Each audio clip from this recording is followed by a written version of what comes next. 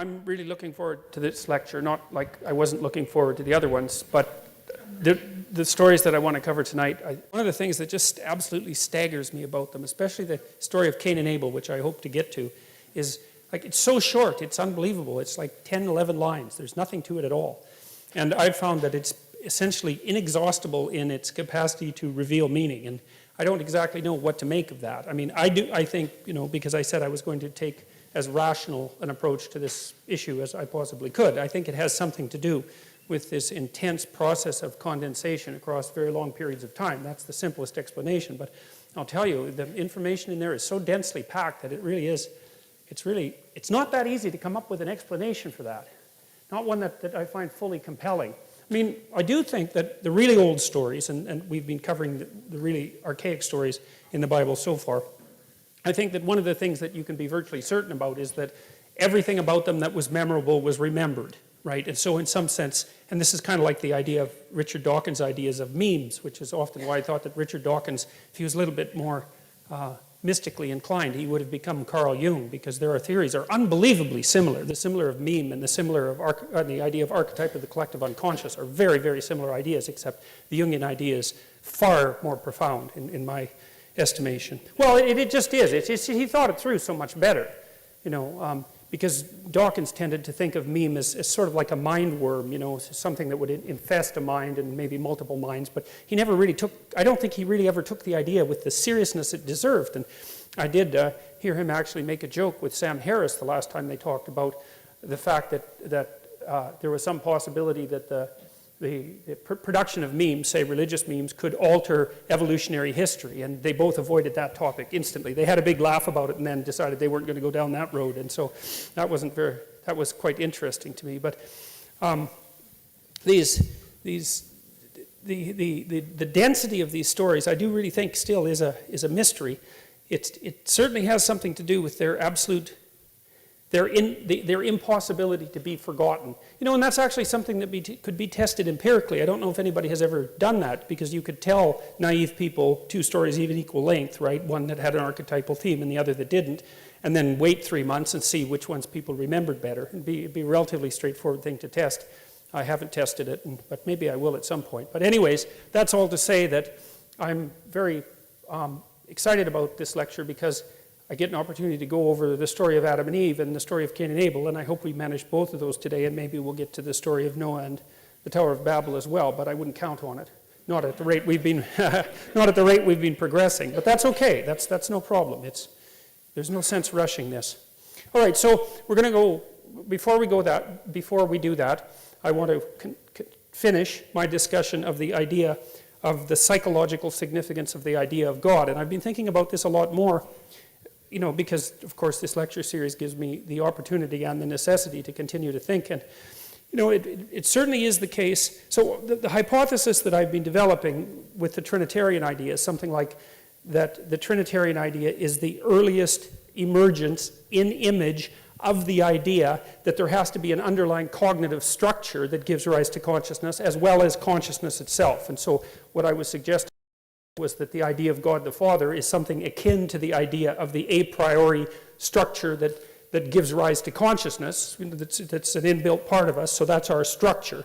You could think about that as something that's been produced over a vast evolutionary time span, and I don't think that's completely out of keeping with the ideas that are laid forth in Genesis 1, at least if you think about them from a metaphorical perspective. And it's hard to read them literally, because I don't know what, there's an emphasis on day and night, but the idea of day and night as 24-hour diurnal, daytime and nighttime interchanges that are based on the earthly clock seems to be a bit absurd when you first start to think about the construction of the cosmos. So it just doesn't seem to me that a literal interpretation is appropriate. And I mean, it's another thing that you might not know, but many of the early church fathers, one of them, Origen in particular, stated very clearly, this was in 300 AD, that these ancient stories were to be taken as wise metaphors and not to be taken literally. Like the idea that the people who established Christianity, for example, were all the sorts of people who were biblical literalists is just absolutely historically wrong. I mean, some of them were, and some of them still are. That's not the point. Many of them weren't, and it's not like people who lived 2,000 years ago were stupid by any stretch of the imagination. And so they were perfectly capable of understanding what constituted something approximating a metaphor, and also knew that fiction, in some sense, considered as an abstraction, could tell you truths that nonfiction wasn't able to get at, unless you think that fiction is only for entertainment. And I think that's a big mistake to think that.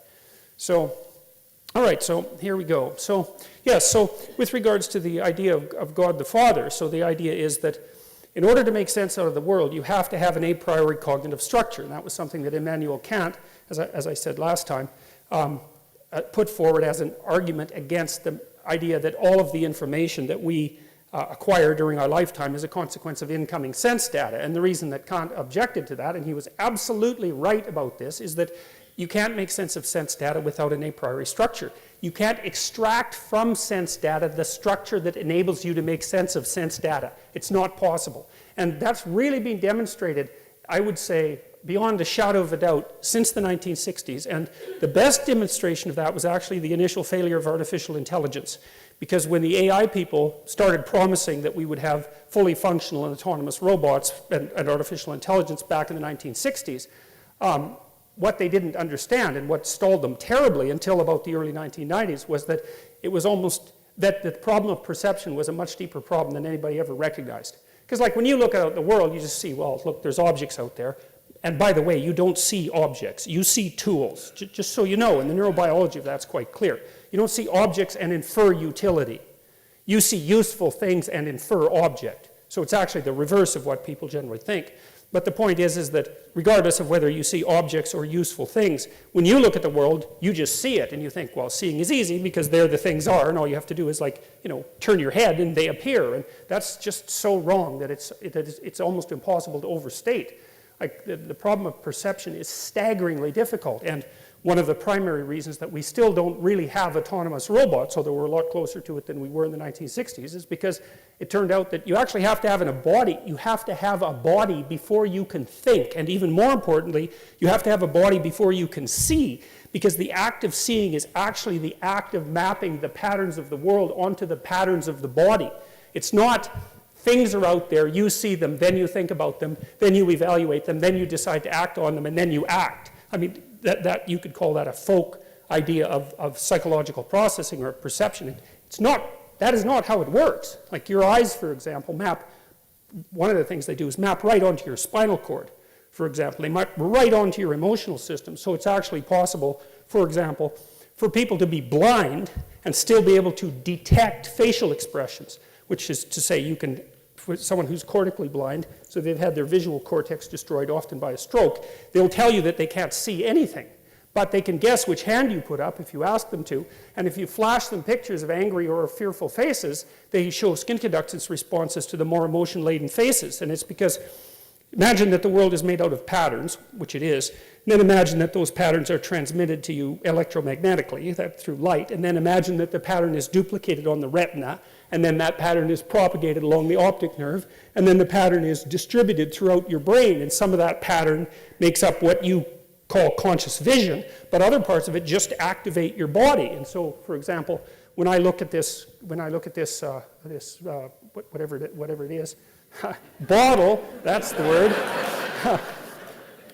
When I look at it, especially with intent in mind, as soon as I look at it, the pattern of the bottle activates the gripping mechanism of my hand, and part of the action of the act of perception is to adjust my bodily posture, including my hand grip, to be of the optimal size to pick that up. And it's not that I see the bottle and then think about how to move my hand. That's too slow. It's that I use my motor cortex to perceive the bottle, and that's actually somewhat independent of actually seeing the bottle as a conscious experience. So, anyways, the reason that I'm telling you all of that, and there's much more about that can be told. Rodney Brooks, he's someone to know about. He's a robotics engineer who worked in the 1990s, and he invented the Roomba, among many other things. So he's a real genius, that guy.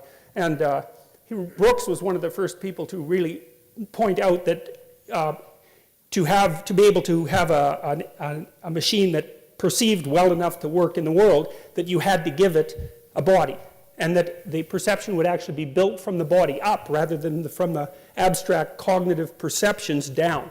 And so, well, and that turned out to be the case. And Brooks built all sorts of weird little machines in the 1990s that didn't even really have any central brain, but they could do things like run away from light. And so they could perceive light, but their perception was the act of running away from light. And so perception is very, very, very tightly tied to action in ways that people don't normally perceive. Anyways, that's all to say that you cannot perceive the world without being embodied. And, you know, you're embodied in a manner that's taken you roughly 3.5 billion years to pull off, right? There's been a lot of death as a prerequisite to the embodied form that you take. And so it's taken all that trial and error to produce something like you that can interact with the complexity of the world well enough to last the relatively paltry 80 or so years that you can last. And so I think about that as, and this may be wrong, but I think it's a useful, at least it's a useful hypothesis. I think the idea of God the Father is something like the birth of the idea that there has to be an internal structure that out of which consciousness itself arises that gives form to things. And well, and if that's the case, and perhaps it's not, but if it's the case, it's certainly reflection. It's a reflection of the kind of factual truth that I've been describing now. And then, like I also mentioned, that I kind of see the idea of both the Holy Spirit and also of Christ, and most specifically of Christ in the form of the Word, as the active consciousness that structure produces and uses, not only to formulate the world, because we formulate the world, at least the world that we experience we formulate, but also to change and modify that world, because there's absolutely no doubt that we do that, partly with our bodies, which are optimally evolved to do that, which is why we have hands, unlike dolphins that have, you know, very large brains like us, but can't really change the world. We're really adapted and evolved to change the world, and our speech is really an extension of our ability to use our hands. So the speech systems that we use are, you know, very well-developed motor, very well-developed motor skill, and generally speaking, your dominant linguistic hemisphere is the same as your dominant hand, and people talk with their hands, like me, as you may have noticed, and we use sign language, and there's a tight relationship between the use of the hand and the use of language, and that's partly because language is a productive force, and the hand is part of what changes the world. And so all those things are tied together in a very, very complex way with this a priori structure and also with the embodied structure. And I also think that's part of the reason why classical Christianity puts such an emphasis not only on the divinity of the spirit, but also on the divinity of the body, which is a harder thing to grapple with. You know, it's easier for people to think, if you think in religious terms at all, that you have some sort of transcendent spirit that's somehow detached from the body that might have some life after death, something like that. But the Christianity in particular really insists on the divinity of the body.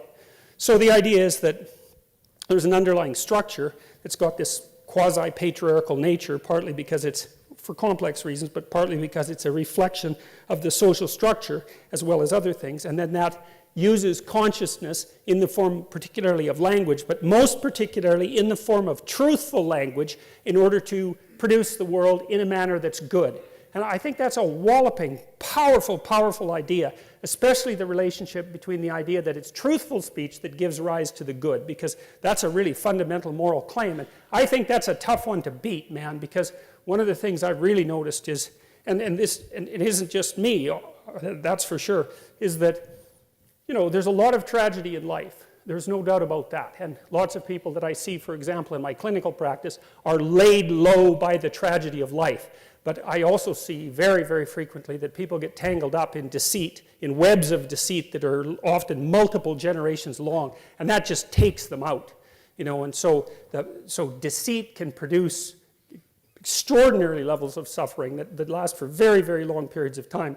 And that's really a clinical truism, you know, because Freud, of course, identified one of the problems that contributed to the suffering we might associate with mental illness, with repression, which is kind of like a lie of omission. That's a perfectly reasonable way to think about it. And Jung stated straight out that there was no difference between the psychotherapeutic, the curative psychotherapeutic effort and supreme moral effort, including truth. Those were the same thing as far as he was concerned. And Carl Rogers, another great clinician who was at one point a Christian missionary before he became more strictly scientific, he believed that it was in truthful dialogue that clinical transformation took place, and and of course one of the prerequisites for genuine transformation in the clinical setting is that the therapist tells the truth and the client tells the truth, because otherwise how in the world do you know what's going on? How can you solve a problem when you don't even know what the problem is? And you don't know what the problem is unless the person tells you the truth.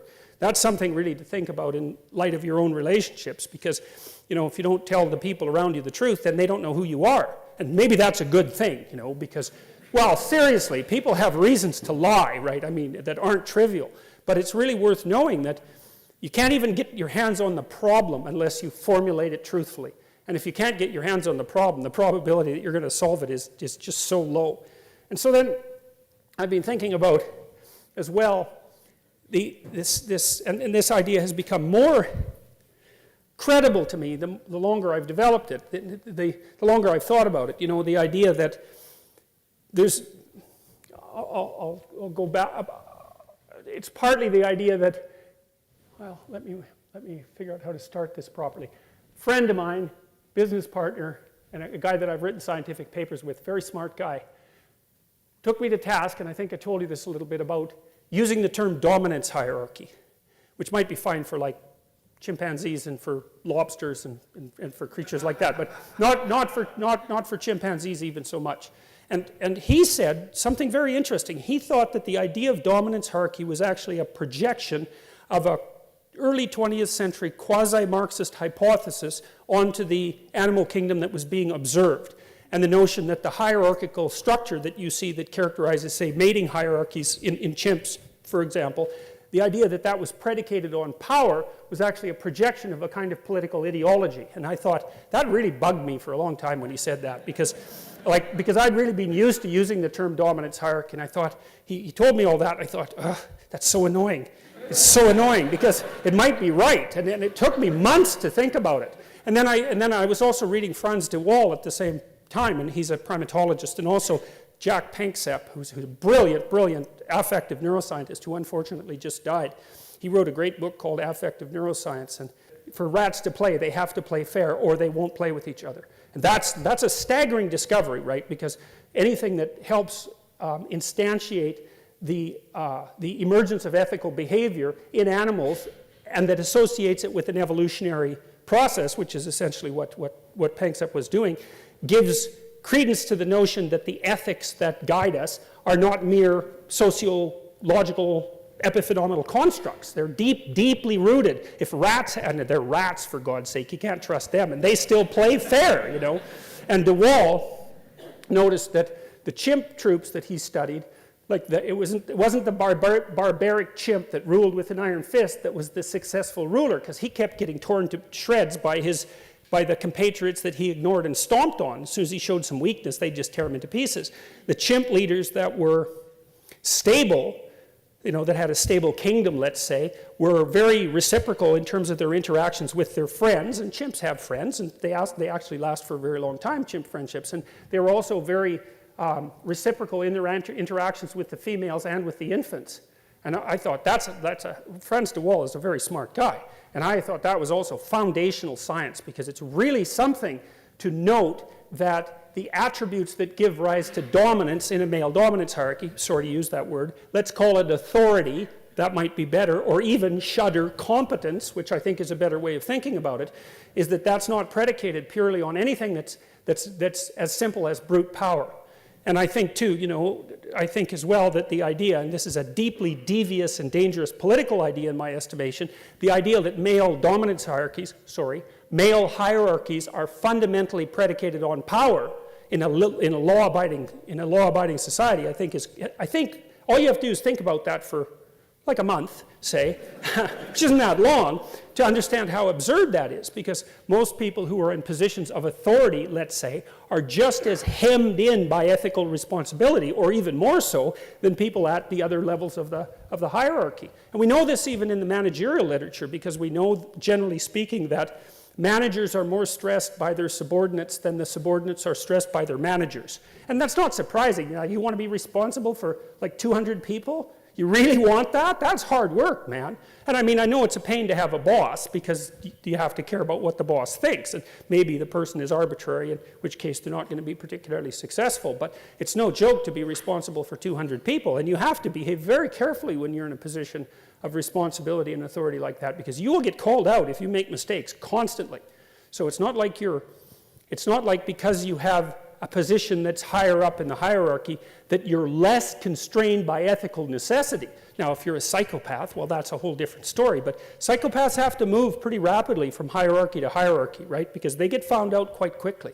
And as soon as their reputation is shattered, then they can't get away with their shenanigans anymore.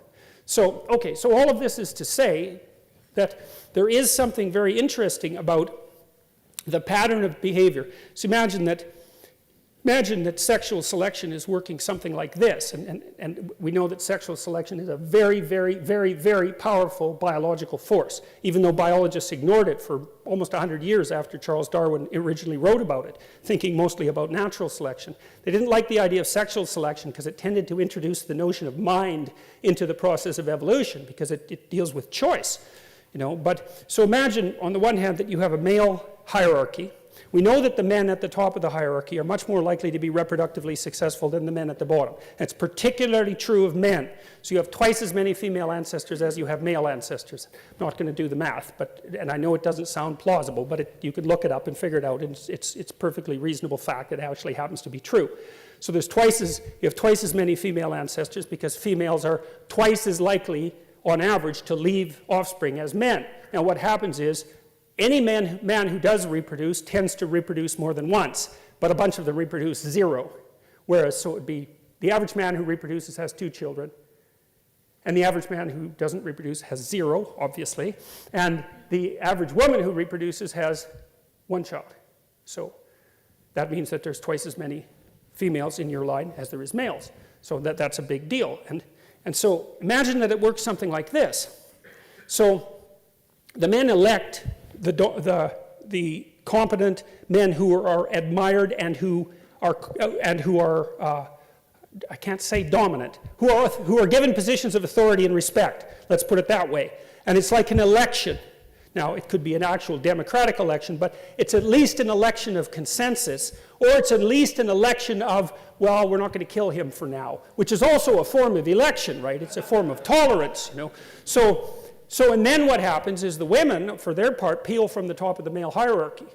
And so you've got 2 factors that are driving human sexual selection across vast stretches of evolutionary time. One is the election of men by men to positions where they're much more likely to reproduce. And the second is the tendency of women to peel off the top of male dominance hierarchies, which is extraordinarily well established cross-culturally.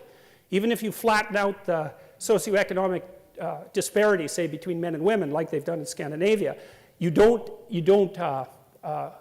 reduce the tendency of women to peel off the top of the male hierarchy by much. And why would you? I mean, women are smart. Why in the world wouldn't they go why wouldn't they strive to make relationships with men who are relatively successful? And why wouldn't they let the men themselves define how that constitutes success? It makes sense. Like, if you want to figure out who the best man is, why not let the men compete, and let the man who wins, whatever the competition is the best man by definition. How else would you define it? So, okay, so why am I telling you all that? Well, the reason is because it seems to me that there's been this complex interplay across human evolution between the election of the male dominance hierarchy and sexual success. And that's a big deal if it's true. It could be, because what would happen, you see, is that as men evolved, they would evolve to be better and better at climbing up the male hierarchy, because the ones who weren't good at that wouldn't reproduce. So obviously that's going to happen. But then it wouldn't just be a hierarchy, because there's a whole bunch of different hierarchies. And so then you might say, well, are there commonalities across hierarchies? That's a reasonable thing to propose. I mean, they're not completely opposed to one another, at least. If you're relatively more successful in one hierarchy, then it's more probable that you'll be successful in another. And that's actually a really good definition of general intelligence, or IQ, and that's actually one of the things that women select men for. Now, men also select women for that, but the selection pressure is even higher from women to men. And general IQ is one of the things that propels you up across dominance hierarchies because it's a general problem-solving mechanism. And the other thing that seems to do that to some degree is conscientiousness. And there's also some evidence that women prefer conscientious men. So, and of course, why wouldn't they? Because you can trust them, and they work, and so those are both good things. So then you think, okay, so men have adapted to start to climb the male dominance hierarchy, but it's the set of all possible hierarchies that they're adapted to climb. And so then you think there's a set of attributes that can be acted out and that can be embodied that will increase the probability that you're going to rise to the top of any given hierarchy. And then you could say, well, then as you adapt to that fact, then you start to develop an understanding of what that pattern constitutes. And so that starts to become the abstract representation of something like multidimensional competence. And that's like the abstraction of virtue itself. Well, and none of that's arbitrary, man. That's as bloody well grounded in biology as anything could be. And I think that's a really hard argument to refute. And like one of the things I should tell you about how I think is that when I think something, I spend a long time trying to figure out if it's wrong, because I like to hack at it from every possible direction to see if it's a weak idea, because if it's a weak idea, then I'd rather just dispense with it and find something better. And I've had a real hard time trying to figure out what's wrong with that idea. It seems to me that it's pretty damn solid. And then the idea that, if you watch what people do in movies and so on, and when they're reading fiction, it's obvious that they're very good at identifying both the hero and the anti-hero.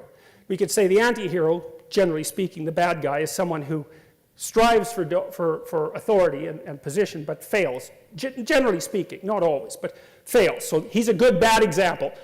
You take a kid to a good guy, bad guy movie, the kid figures out pretty fast that he's not supposed to be the bad guy, and figures out very quickly to zero in on the good guy. And that means that there's an affinity between the pattern of good guy that's being played out in the fiction and the perceptual capacity of the child. And one of the things I told my son when he was a kid, when I used to take him to movies that were sometimes more frightening than they should have been, but one of the things I always told him was, I never said don't be afraid, because I think that's bad advice for kids. What I said was keep your eye on the hero, right? Keep your eye on the hero. And he was gripped by the movie and often quite afraid of them, because movies can be very frightening. So he'd just like zero in on that guy and hoping, and you know what it's like in a movie, you hope that the good guy wins, generally speaking. And I mean, why do you do that? Where does that come from? You see how deeply rooted that is inside you. You'll bloody well go line up and pay to watch that happen. It's not an easy thing to understand, and it's so self-evident to people that we don't even notice that it's a tremendous mystery. And so is it so unreasonable to think that we would have actually, over the millennia, come to some sort of collective conclusion about what the best of the best guys are, best of the good guys are, and what the worst of the bad guys are? And to me, archetypally speaking, thinking of that as the hostile brothers, so that's Christ and Satan, or Cain and Abel, for example, very common mythological motif, the hostile brothers. It's like those are archetypes. It's like the Satan, for example, is by definition the worst that a person can be. And Christ, by definition, this is independent of anything but conceptualization, is by definition the best that a man can be. Now, as I said, I'm speaking psychologically and conceptually, but given our capacity for imagination and our ability to engage in fiction, and our love for fiction, and our capacity to dramatize, and our love for the stories of heroism and catastrophe and good and evil, I can't see how it could be any other way. So that's part of the idea that's driving the notion of the evolution of the idea of God, and even more specifically, driving the evolution of the idea, at least in part, of the Trinity. So God is an abstracted ideal formulated in large part to dissociate the ideal from any particular incarnation or man or any ruler. And there's another rule in the biblical stories, which is that when the actual ruler, I mentioned this before, when the actual ruler becomes confused with the abstracted ideal, then the state immediately turns into a tyranny and the whole bloody thing collapses. So the idea is so sophisticated. You know, one of the things that we figured out, and this was a hard thing to figure out, was that you had to take the abstraction and divorce it from any particular power structure, and then think about it as something that existed as an abstraction, but a real thing, right? Real in that it governed your behavior, in everyone's behavior, including the damn king. The king was responsible to the abstracted ideal. Man, that's an impossible. That is such an impossible ideal. You know, why would have they agreed to that 5,000 years ago? But one of the things you see continually happening in the Old Testament is that as soon as the Israelite, for example, the Israelite kings become almighty, the real God comes along and just cuts them into pieces, and then the whole bloody state falls apart for like hundreds of years. It's like, I think that's a lesson that we have not thoroughly, consciously yet learned. It's still implicit in the narratives. We still haven't figured out why that's the case. Well, again, I think that's a real hard argument to dispense with. So, all right. So we looked at this a little bit. The Trinitarian idea is that there's a father. That's maybe the dramatic representation of the structures that underlie consciousness, the embodied structures that underlie consciousness. And then there's the Son, and that's consciousness, but in its particular historical form. That's the thing that's so interesting about the figure of the Son. And then there's consciousness as such, and that seems to be something like the indwelling spirit. And so, I mean, these psychological ideas came from somewhere, right? That they have a history. They didn't just spring out of nowhere, and they emerged from dreams and hypotheses and artistic visions and all of that over a long time, and maybe they get clarified into something like consciousness, but it takes a damn long time to get from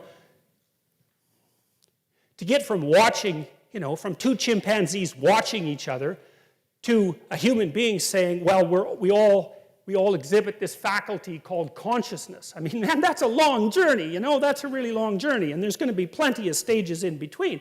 One of the things I really like about Jean Piaget, the developmental psychologist, was that he was so insistent that children act out and dramatize ideas before they understand them.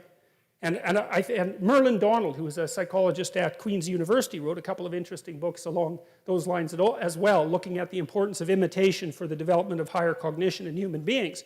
And so the notion that we embody ideas before we abstract them out and then represent them in an articulated way, I think is an extraordinarily solid idea. And I really can't see how it could be any other way. And if you watch children, you see that. Like, think about what a child is doing when he plays house, or she plays house. You know, the child acts out the father or the mother. But what's so interesting about it, and you think, well, look, isn't that cute? She's imitating her mother. It's like, no, she's not. That's not what happens. Because when your child imitates you, it's very annoying. Because you move your arm, and then they move their arm, and you know, you move your head. They copy you. No one likes that. It's direct imitation. That's not what a child's doing when the child is playing. What the child is doing is watching the mother over multiple instantiations, and then extracting out the spirit called mother. And that's whatever is mother-like across all those multiple manifestations, and then laying out that pattern internally and manifesting itself in an abstract world. It's so sophisticated. It's just, that's what you're doing when you're playing house or having a tea party or taking care of a doll. It's not like you've seen your mother take care of a doll. You haven't seen that. It's that you're smart enough to pull out the abstraction and then embody it. And certainly the child is attempting to strive towards an ideal at that point. You know, she's not lighting her doll on fire, you know, or it's, well, with, you know, certain exceptions, but generally ones that we try to not encourage, right? So you see that capacity in children, and it's something we also know that if children don't engage in that sort of dramatic and pretend play to a tremendous degree, that they don't get properly socialized. It's really a critical element of developing self-understanding and then also developing the capability of being with others, because what you do when you're a child, especially around the age of 4, is you jointly construct a shared fictional world.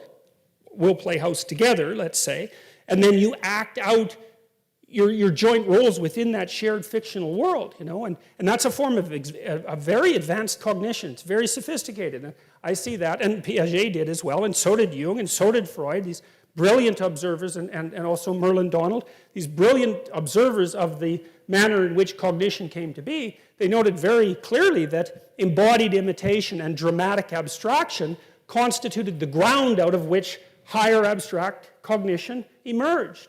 And how could it not be? Because obviously we were mostly bodies before we were minds, clearly. And so we were acting out things way before we understood them, just like the chimpanzees act out the idea that, you have to act reasonably sensibly if you're a head chimpanzee, or you're going to get yourself ripped apart.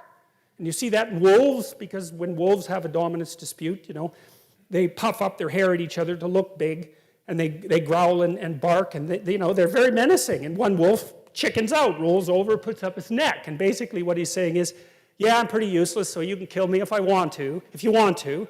And the other wolf says, yeah, you're pretty useless, and I could tear out your throat, but tomorrow we might need to bring down a wolf, or a moose, so I'll keep you around. And it's not like they think that, because they don't know. They don't think that. They act it out as a behavioral pattern. Then if you're an anthropologist or an ethologist, and you went and watched the wolves, you'd say it's as if they were acting according to the following rule. And that often confused me, because I thought, well, do wolves act out rules?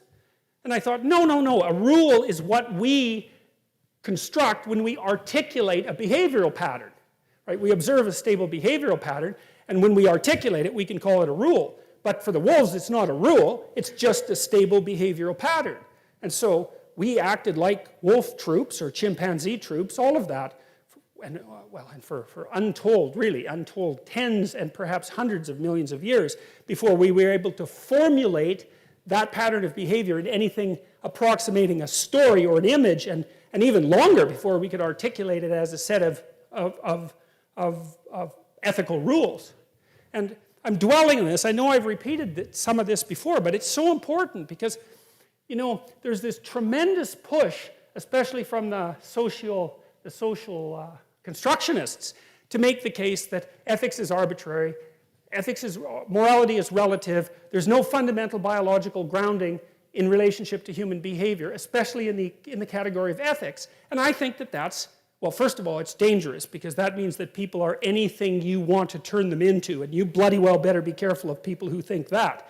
And second, I just think that the evidence that that's wrong is so overwhelming that we should just stop thinking that way. I mean, and that's partly why I'm also attacking this from an evolutionary perspective. There's lots of converging lines of evidence that ethical standards at least of the most crucial sort not only evolve, but also spontaneously reemerge, for example, in the dramatic play of children. So we need to take that seriously. And so, well, that's partly what we're doing here, trying to take that seriously. So,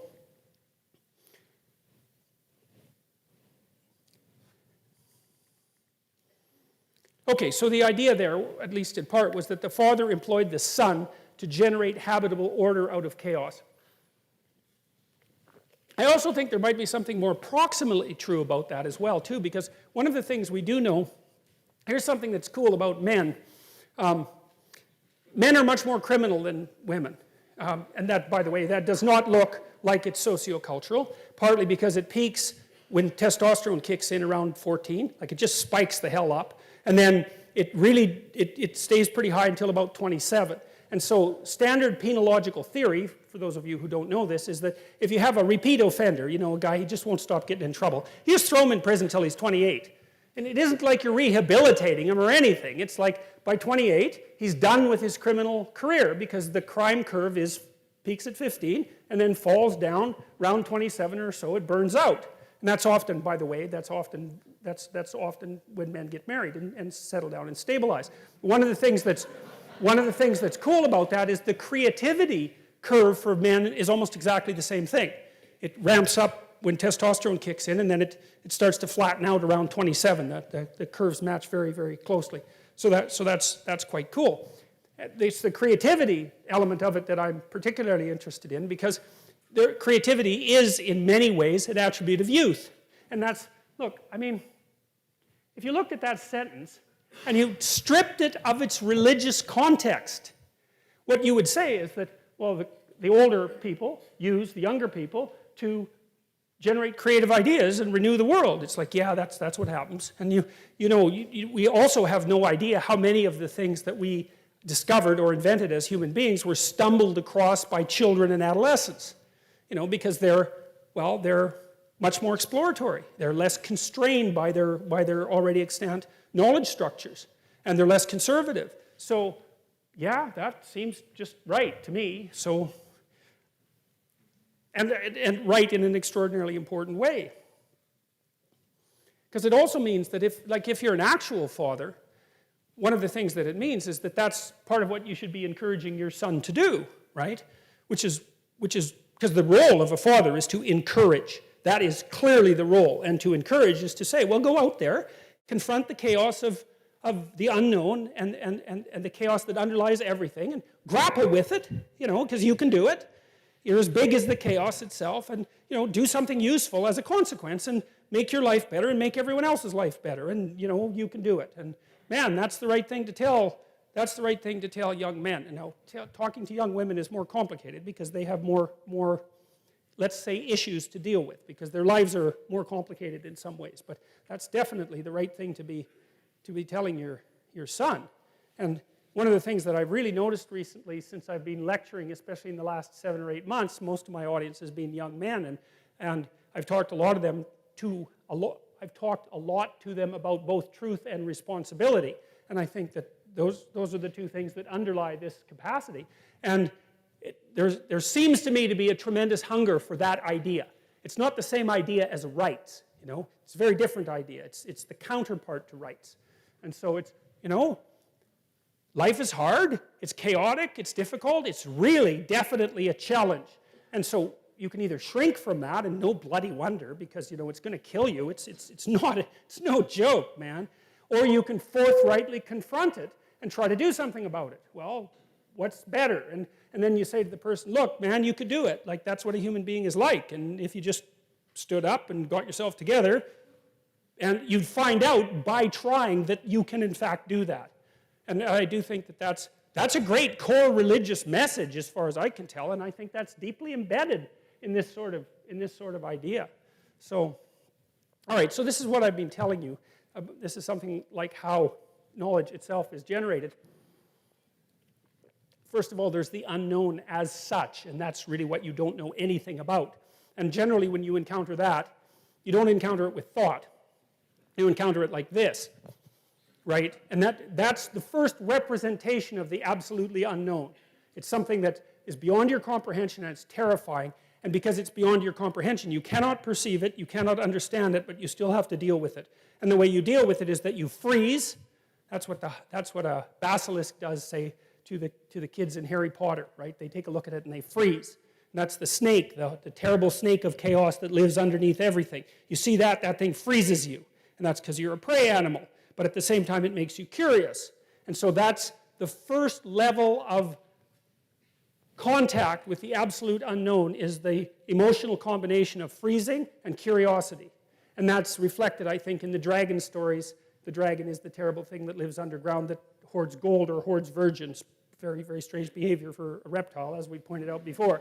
But the idea is that it's a symbolic representation of the predatory quality of the unknown combined with the capacity of the unknown to generate nothing but novel information. And you can see that as very characteristic of human beings, because we are prey animals.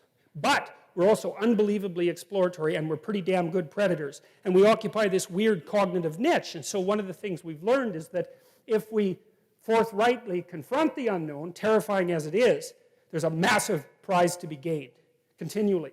And so that seems to be true, right? As true as anything is. And then I would also say that idea, now we know that one of the metaphors that underlies God's extraction of habitable order out of chaos at the beginning of time is an older idea, and a more archaic idea, that God confronted something like the Leviathan. That's one of the words for this serpent-like chaos creature that's often used in the Old Testament, or there's the Leviathan and the Behemoth. Yeah, that's the other thing.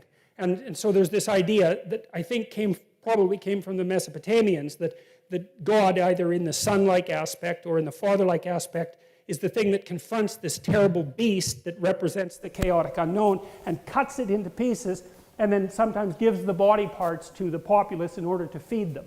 So you can see a hunting metaphor there as well, but it's deeper than that.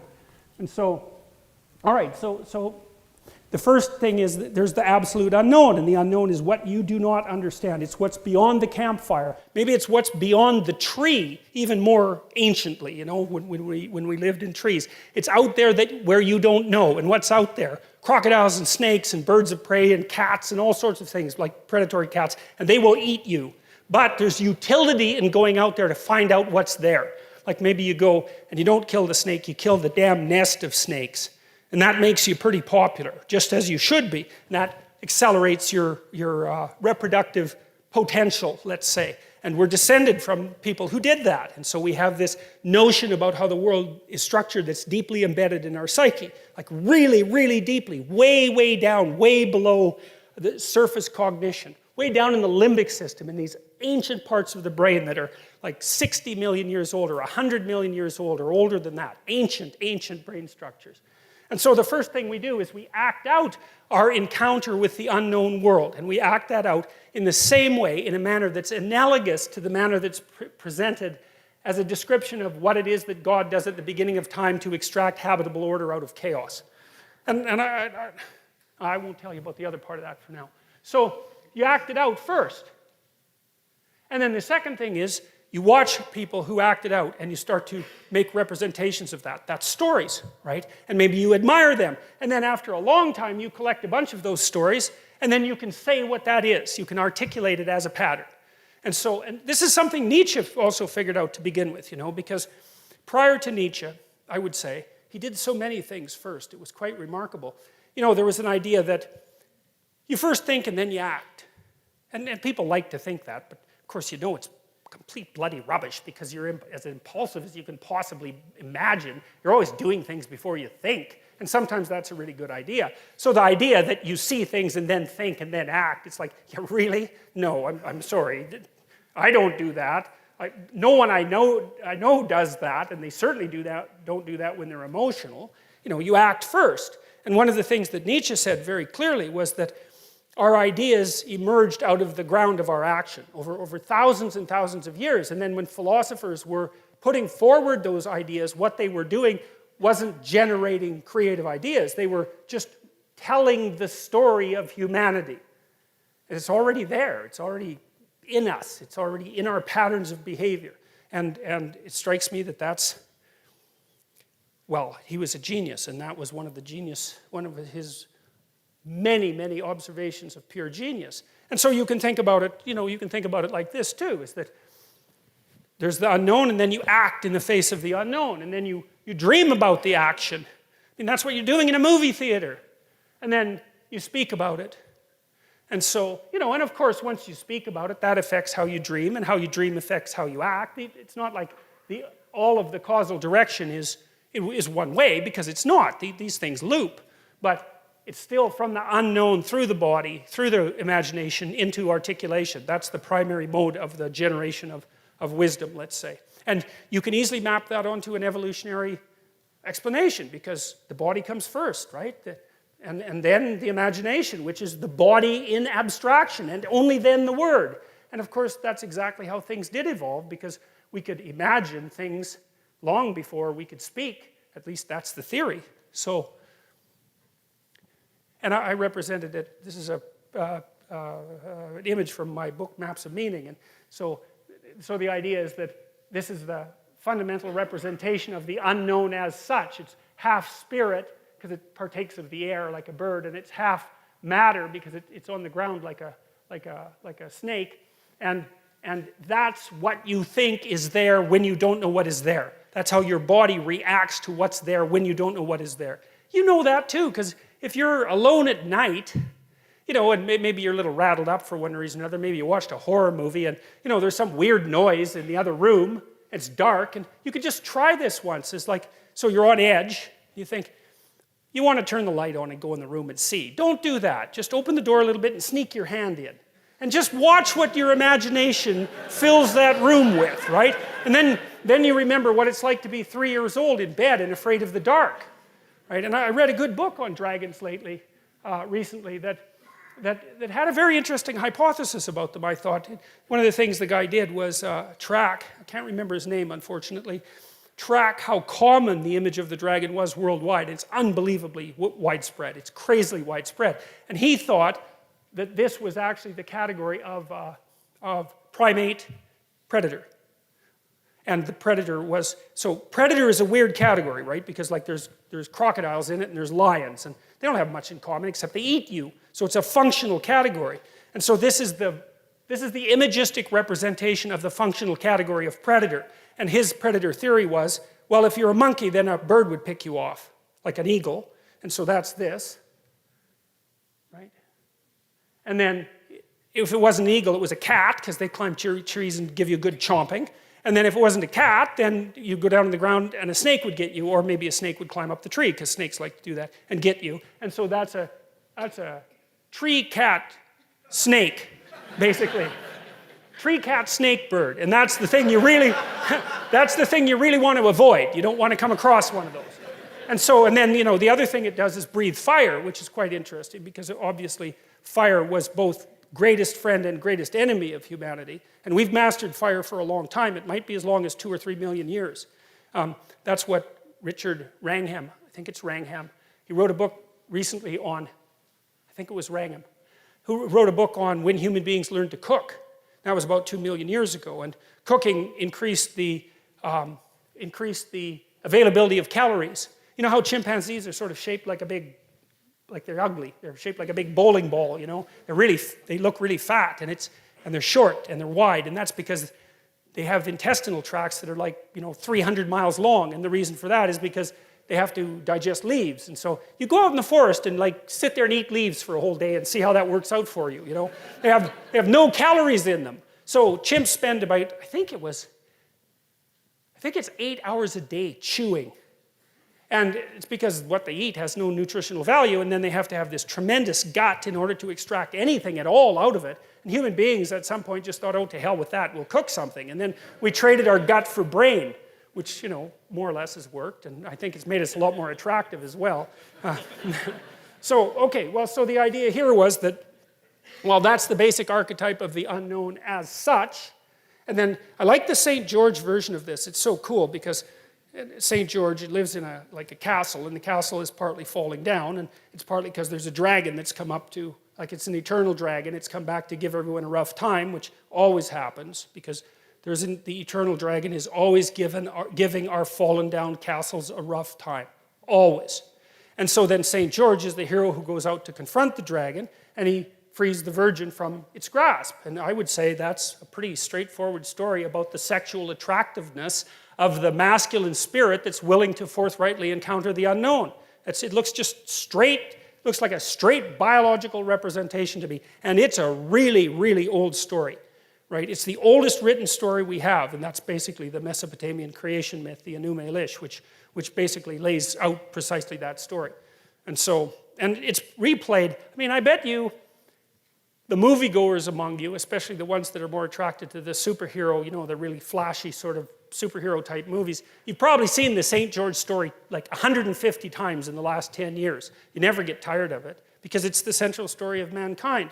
So you've got the unknown as such, and that is what you react to with your body in the existential terror and extraordinary curiosity are gripping you. And then it's like the unknown unknowns that, who's the politician under Bush? Rumsfeld. Yeah, I think the reason that phrase caught on so well is because he nailed an archetype. There's unknown unknowns and there's known unknowns. And that's the unknown unknown. And you have to be able to react to an unknown unknown because they can get you. And you can't just plead ignorance because then you're dead. That doesn't work. Like, human beings are the sort of creature who has to know what to do when they don't know what to do. And that's very paradoxical. And what we do is we prepare to do everything. That's right. We're on guard. We prepare to do everything. Very, very stressful, but also very engaging and very, very much something that heightens consciousness. And maybe those circuits are permanently turned on in human beings because we also know that we're going to die, and no other animal knows that. And so sometimes I think that our stress circuits are just on all the time, and that's part of what accounts for our heightened consciousness. So you have your unknown unknowns, and then you have your you have the unknowns that you actually encounter in the world, like the mystery of your romantic partner when you have a fight with them. It's like, well, we're having a fight. So who the hell are you? I mean, you're not the absolute unknown because I know something about you, but you're the unknown as it's manifesting itself to me right now, right? And then there's the known that we inhabit, and then there's the knower. And the known is given symbolic representation, as far as I've been able to tell, in patriarchal form, in the form of male deities. And the unknown, as you encountered, is given feminine form. So we won't get into that too much, but if you're interested in that, you could look at my Maps of Meanings lectures, or maybe take a look at the book. But I think it's a good schema for religious archetypes. I've worked on it a long time. It seems to fit the Jungian criteria quite nicely. It maps nicely onto Joseph Campbell's ideas. He got almost all his ideas from Jung, however. And it also makes sense from a biological and an evolutionary perspective, as far as I can tell. And that's a lot of cross-validation, at least in my estimation. So, okay, so back to the hierarchy of dominance. Well, let's take a look at it a little bit. So, I'm quite enamored of lobsters, as some of you might know, because I found out, this just blew me away when I found it out. I mean, I've done a lot of work in neurochemistry, functional neurochemistry, because I used to study alcoholism and drug abuse. And alcoholism, to study alcohol, you have to know a lot about the brain, because alcohol goes everywhere in the brain. It affects every neurochemical system. And so if you're going to study alcohol, you kind of have to study neurochemistry in general. And so I did that for quite a long time. I really got enamored of a book called The Neuropsychology of Anxiety by Jeffrey Gray, which is an absolute work of genius, although extraordinarily difficult. I don't know how many references that book has. It's like, must be 1,000. And Gray actually read them. And worse, he understood them. And then he integrated them into this book. And so to read it, you have to really master functional neurochemistry and animal behaviorism and motivation and emotion and neuroanatomy. Like, it's a killer book, but man, it's really rich. And it's taken psychologists about 40 years to really unpack that book. But one of the things I learned about that was just exactly how much continuity there was in the neurochemistry of human beings and the neurochemistry of animals. It's absolutely staggering. It's the sort of thing that makes the fact of evolution something like self-evident.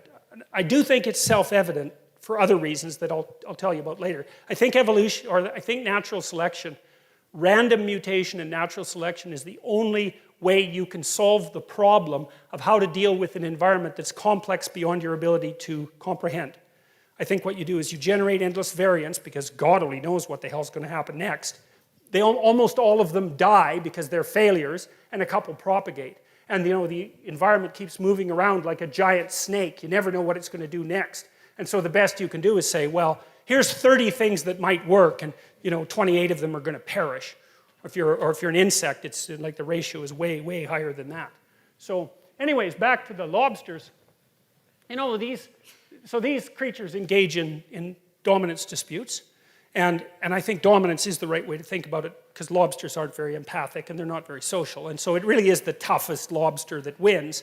And what's so cool about the lobster is that when a lobster wins, he flexes and gets bigger. So he looks bigger because he's a winner. It's like he's advertising that. And the neurochemical system that makes him flex is serotonergic.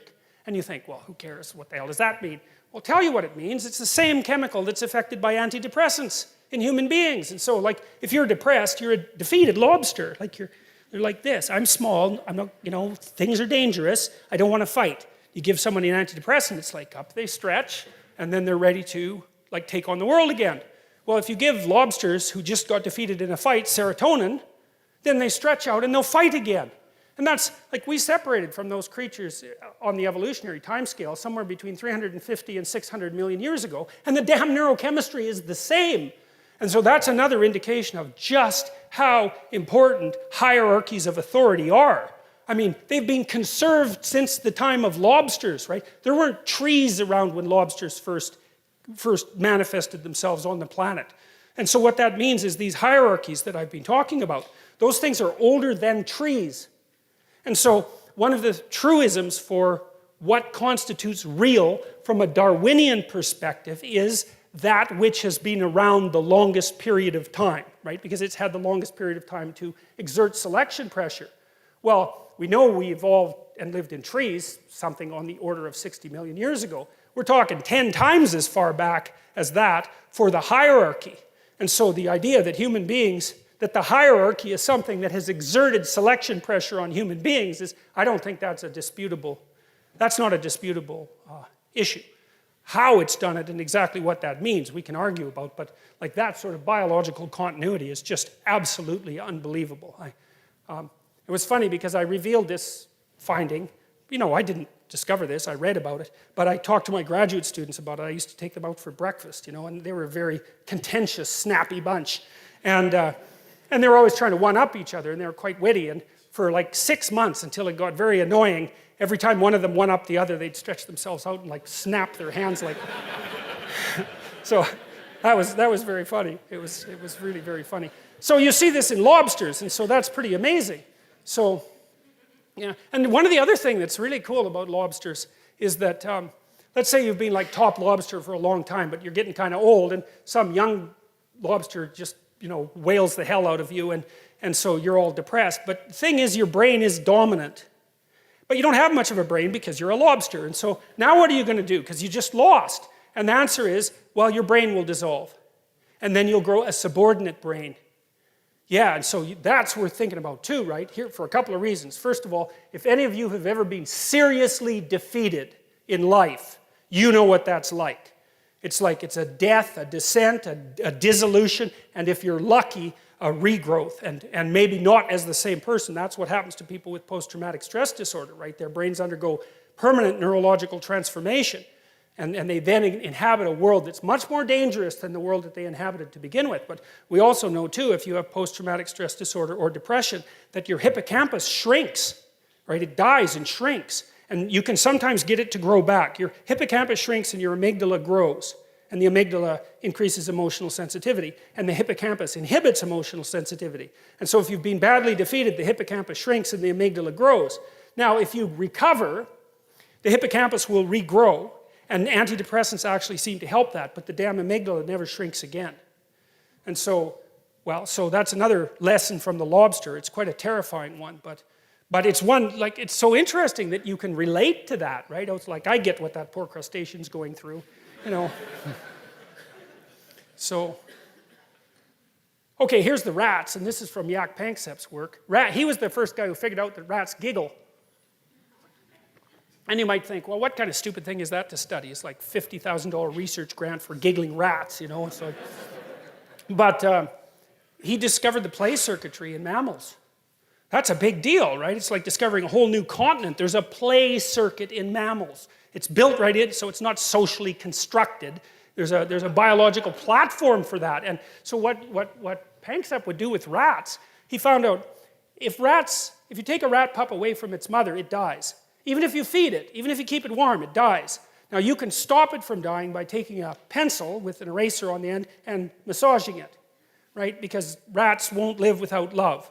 And the same thing happens to human babies. And we saw that in Romania when there was that catastrophe after Ceausescu in the orphanages, where the orphanages were full of unwanted babies because Ceausescu insisted that every Romanian woman was constantly pregnant. So the orphanages stacked up with unwanted babies, and lots of them didn't even have names. And they were warehoused. Warmth, shelter, food. Devastating. Lots of them died. Most of them died before the first year. And the ones that didn't die were permanently dysfunctional because you have to be touched if you're a human being. It's not an option. You have to be played with. It's not an option. It's part of neurodevelopmental necessity. And you have to also play fair.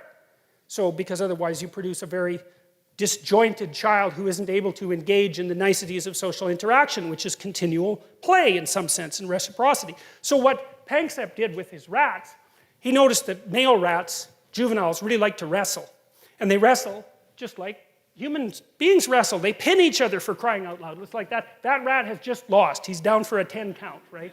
And so So what you do is you take juvenile rats and you can find out that they want to play because you can attach a spring to them and then they'll try to run and you can measure how hard they're running by how hard they're pulling on the spring, and then you can estimate how motivated they are, and so you can find out that a nice, well-fed rat who doesn't have anything on his mind will still work hard to play to enter an arena where he's been allowed to play before. He'll work for that. So then you think, well, the rat's motivated. So the two rats go out there and they play, and so they're playing like dogs play, and everyone knows what that looks like. If you have any sense about dogs, they kind of go like this, and kids do that, and maybe you do that with your wife if you're going to play with her a little bit.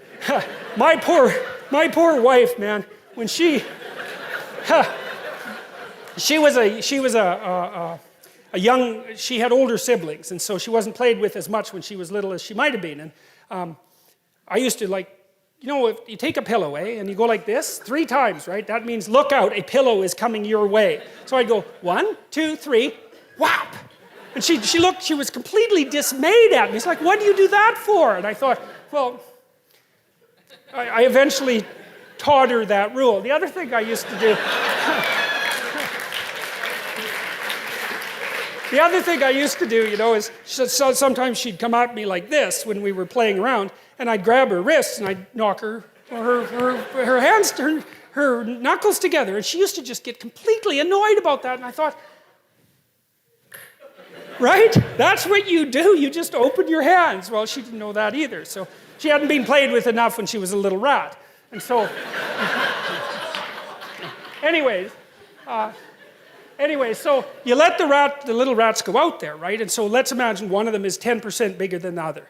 And so the 10% bigger rat wins, because 10% is enough in rat weight to ensure that you're going to be the pinner rather than the pinnee.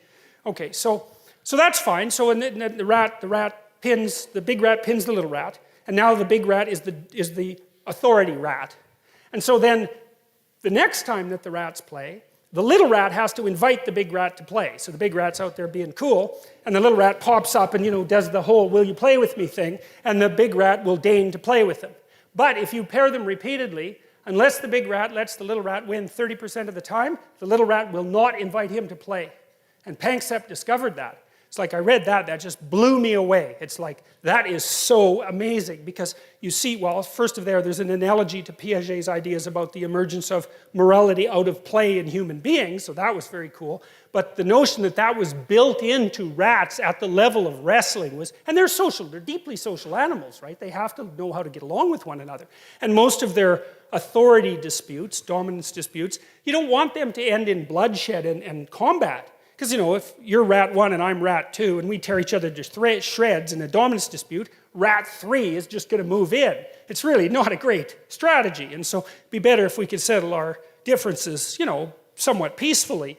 And so rats, anyways, Panksepp figured out that rats play. And not only that they play fair, and they seem to enjoy it. He also figured out, this was really cool too, that if you give juvenile rats attention deficit disorder drugs, Ritalin, suppresses play. So that's worth thinking about. It's like, well, why do you have to give juvenile human beings amphetamines in school? Well, because they need to play. Well, they don't get to play. They don't get to wrestle around. I mean, that's oppression as far as I can tell. They don't get to wrestle around. That's fine. Feed them some amphetamines, man. That'll shut down the old play circuits. Well, here's the other problem, is Panksepp found out that if you don't let juvenile male rats play, their prefrontal cortexes don't develop properly. Surprise, surprise, you're not letting them mature. It's like, what else would you expect? So, that's something to think about. Really hard, I would say. So there's some wolves going at it. Well, not exactly. There's some wolves having an authority dispute, let's more technically speaking.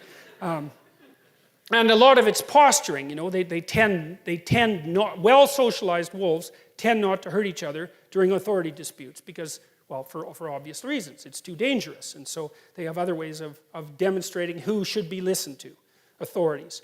And there's chimps doing that. This particular, now, I think, if I remember correctly, I think it's right. This is a really cool picture because I think this chimps don't like snakes, by the way. So for example, if you take a chimp that's never seen a snake and you show it a snake, it is not happy. It will get the hell away from that snake. If you bring a chimp anesthetized into a room full of chimps, the chimps will all get away from that and then look at the body. They don't like that either.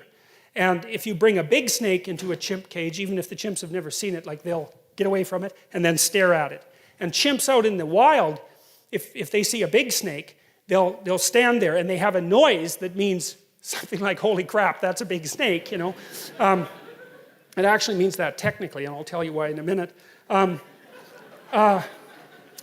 But they stand away from it, and then they make this noise, which means, oh my God, look at the snake. And then they'll stand there for like 24 hours looking at the snake.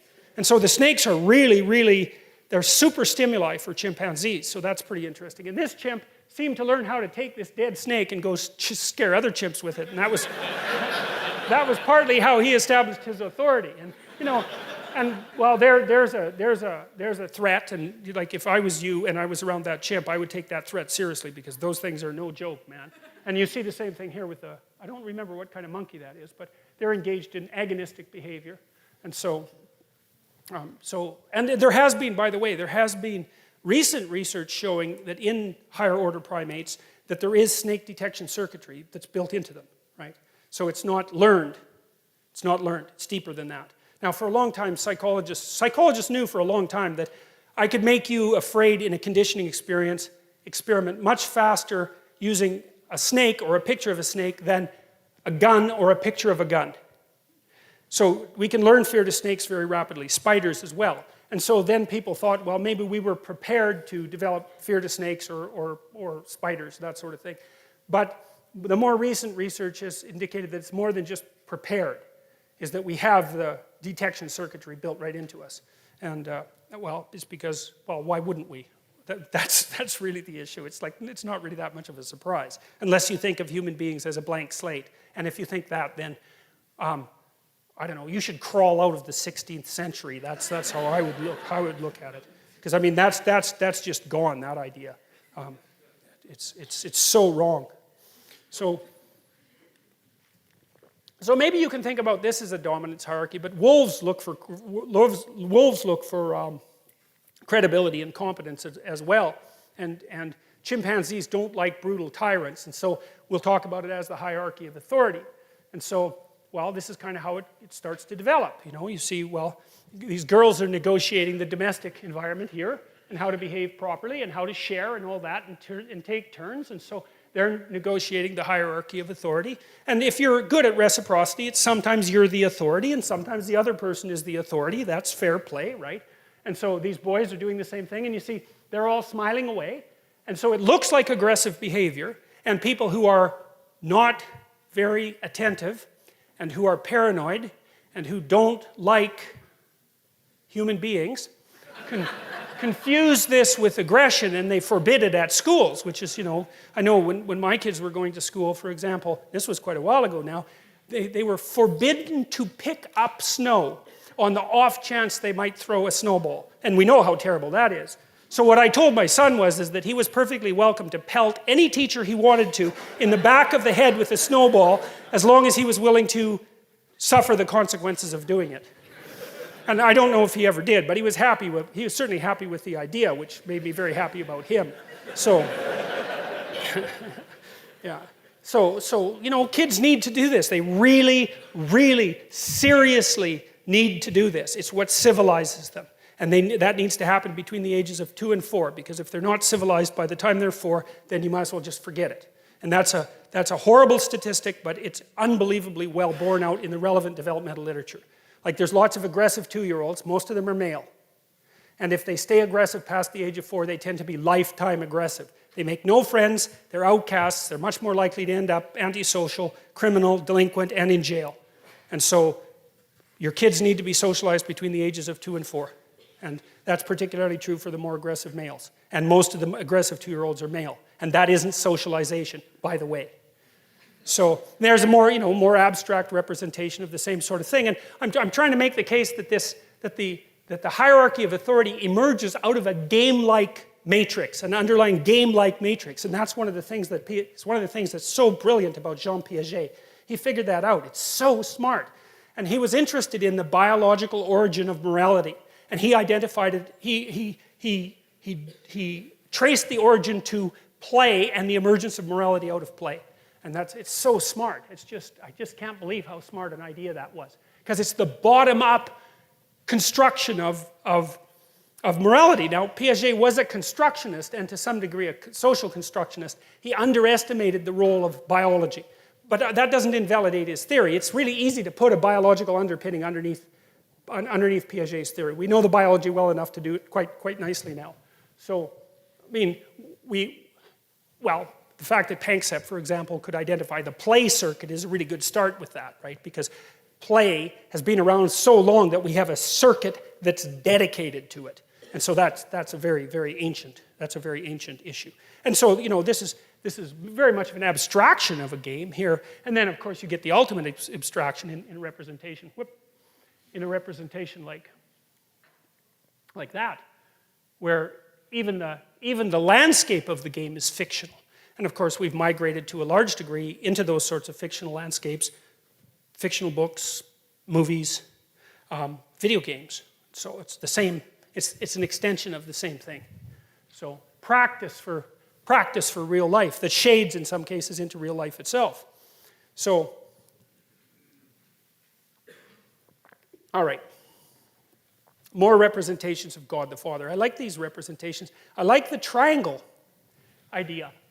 I mean, I don't know why God is wearing a triangular hat. It's kind of a strange fashion choice. But I think it's associated with the idea of the pyramid, and I think that's associated with the idea of the hierarchy of authority. And I think that's why the Egyptians put their pharaohs inside pyramids. I know there's more to it than that, but I think some of that has to do with the notion of this hierarchical structure. You see this on the... Now, that's speculative, obviously, and I don't want to make too much of it, but I can't help but think that there's something to that. See, that's on the back of the American dollar bill.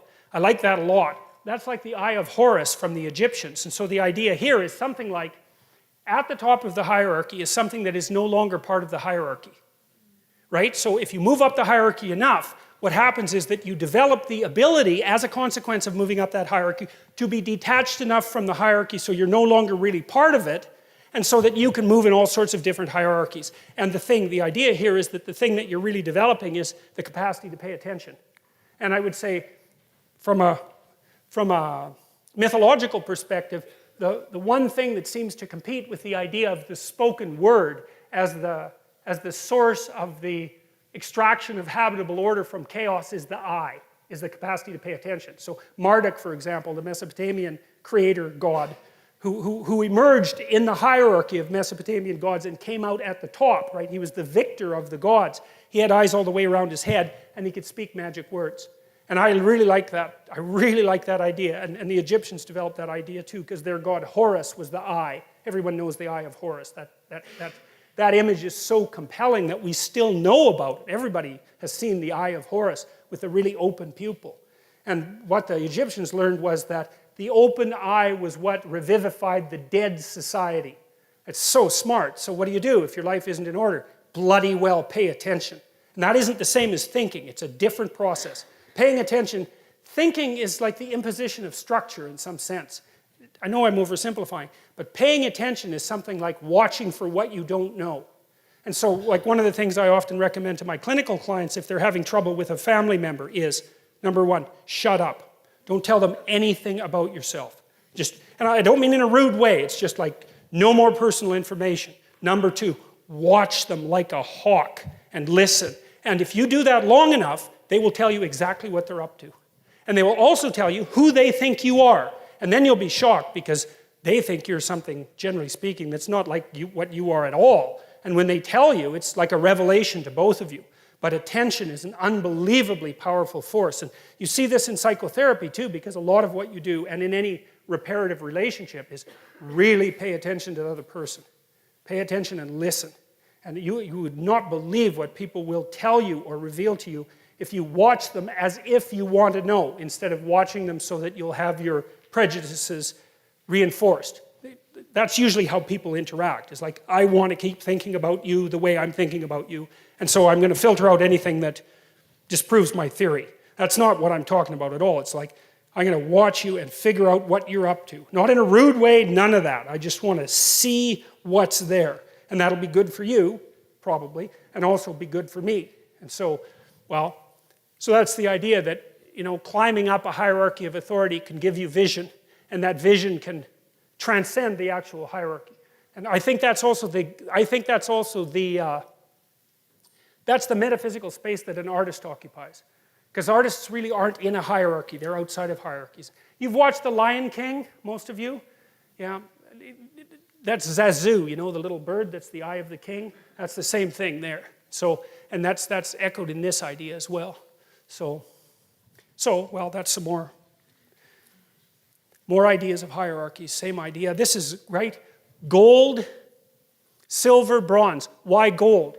Gold is the sun. Gold is pure, right? And so the idea is that the thing that's at the top of the hierarchy is incorruptible, because gold doesn't mix with anything else, right? It's this sort of metal that doesn't ever become corrupted. It's a noble metal. It doesn't become corrupted. And so it shines like the sun, and it's associated with what's ever at the top of the hierarchy. And the gold medal is a disc, like the sun, and it's awarded to those people who've occupied the top position and who are manifestations of the ideal. And here's I'll tell you a quick story. So imagine that you're watching an Olympic contest. I found this happens to me very often with gymnastics, because the gymnasts are so absolutely unbelievable, So you watch a gymnastic performance, and the person's out there bouncing around like, you can't even imagine doing it. They're so perfect at it. So you see this person, they're going through this routine, they're just absolutely spectacular and flawless at it. At the end they stop and everybody claps, and they're all excited to see what a human being can do, and that's why we're in the audience watching, because we want to see what a human being can do. And the judges go like 9.8, 9.8, 9.8, and everybody's thrilled. And then the next contestant comes out, and it's like, well, they're just basically screwed, right? It's like this person came out there and was perfect. How are you going to top that? That's an interesting question, because this is a representation of what you do to top perfection itself. And you can do it. And here's how you do it. And you know this, even though you don't know, you know it. So let's say the next contestant comes out, and they're kind of shaky, because it's like, oh man, the bar's being raised high. So what they do is they put themselves right on the edge of chaos. And you can tell by watching them that they are one bloody fraction of a second from catastrophe. They're pushing themselves farther than they've ever gone in the direction of their perfection. And everyone in the room is so tense they can hardly stand it, right? You can hear a pin drop, and that person is flipping around, and it's just right on the edge of catastrophe. And at the end they go like this, and there's that gesture of triumph that goes along with that. And everybody rises in one instant and just claps like mad. It's like, well, why? What are you doing? What are you doing when you're doing that? Right? You can't even help it. It grabs you right in the core of your being, and you stand up, and it's an act of worship. That's what it is. And you saw someone go beyond their perfection into the domain of chaos and establish order right in front of your eyes. And you're so thrilled about that. You're happy to be alive, and everyone's celebrating it all at the same time. And it's an absolutely amazing thing. And that's sometimes that's what this represents, and sometimes that's what this represents. And that's what we're trying to get at, because that's at the pinnacle of the hierarchy, right? Not only are you doing what you should be doing, but you're doing it in a way that increases the probability that you'll do it better the next time you do it. And then you could say, here's another thing to think about along the same lines. And I know we haven't got to Adam and Eve yet. You tell your kids to play fair, right? You say, it's not whether or not you win, it's how you play the game. And you say that and you don't really know what you mean. You feel kind of stupid saying it even though you know it's true. And your kid looks at you like there's something wrong with you, because he doesn't know what you're talking about either, but you know it's true. And so here's why it's true. Life isn't a game, it's a set of games. And the rule is, never sacrifice victory across the set of games for victory in one game. Right? And that's what it means to play properly.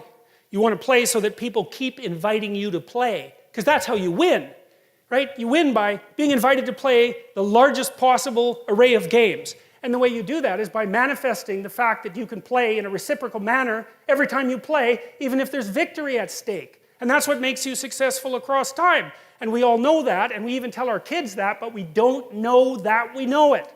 And so we're not adapting ourselves to the game and victory in the game. We're adapting ourselves to the meta game and victory across the set of all possible games. And that's exactly what, as far as I can tell, that's exactly what this is aiming at too, that's the same idea, that there's a mode of being that transcends the particularities of the localized contest. That's the other way to think about it. And to act morally is not to win today's contest at the expense of the rest of possible contests. And again, I don't see that as something that's arbitrary. It's not relativistic. There's an absolute moral stance there, and everyone recognizes it. And I also think it's the key to success. And I would also say it's very much akin in a strange way. Like the person who is the master at being invited to play the largest possible number of games is also the same person. I haven't quite figured out the precise relationship between these two, is also the same person that goes out forthrightly to conquer the unknown before it presents itself as the enemy at the door. They're the same thing.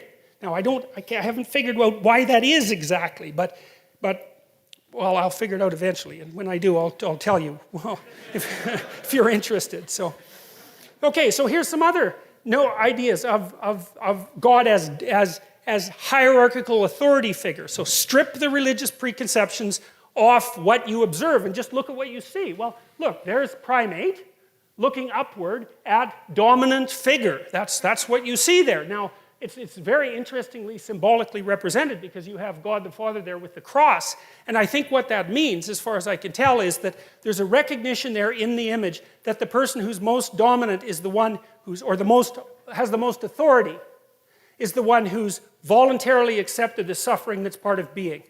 And that's what that picture represents. It's like the authority holds that and says, this is what you have to accept. And that transfixes the viewer because of the fact that it's true. And you think, well, is that true? Okay, well, think about it this way. Do you like brave people or do you like cowards? Well, that's pretty straightforward. And what's the ultimate act of bravery?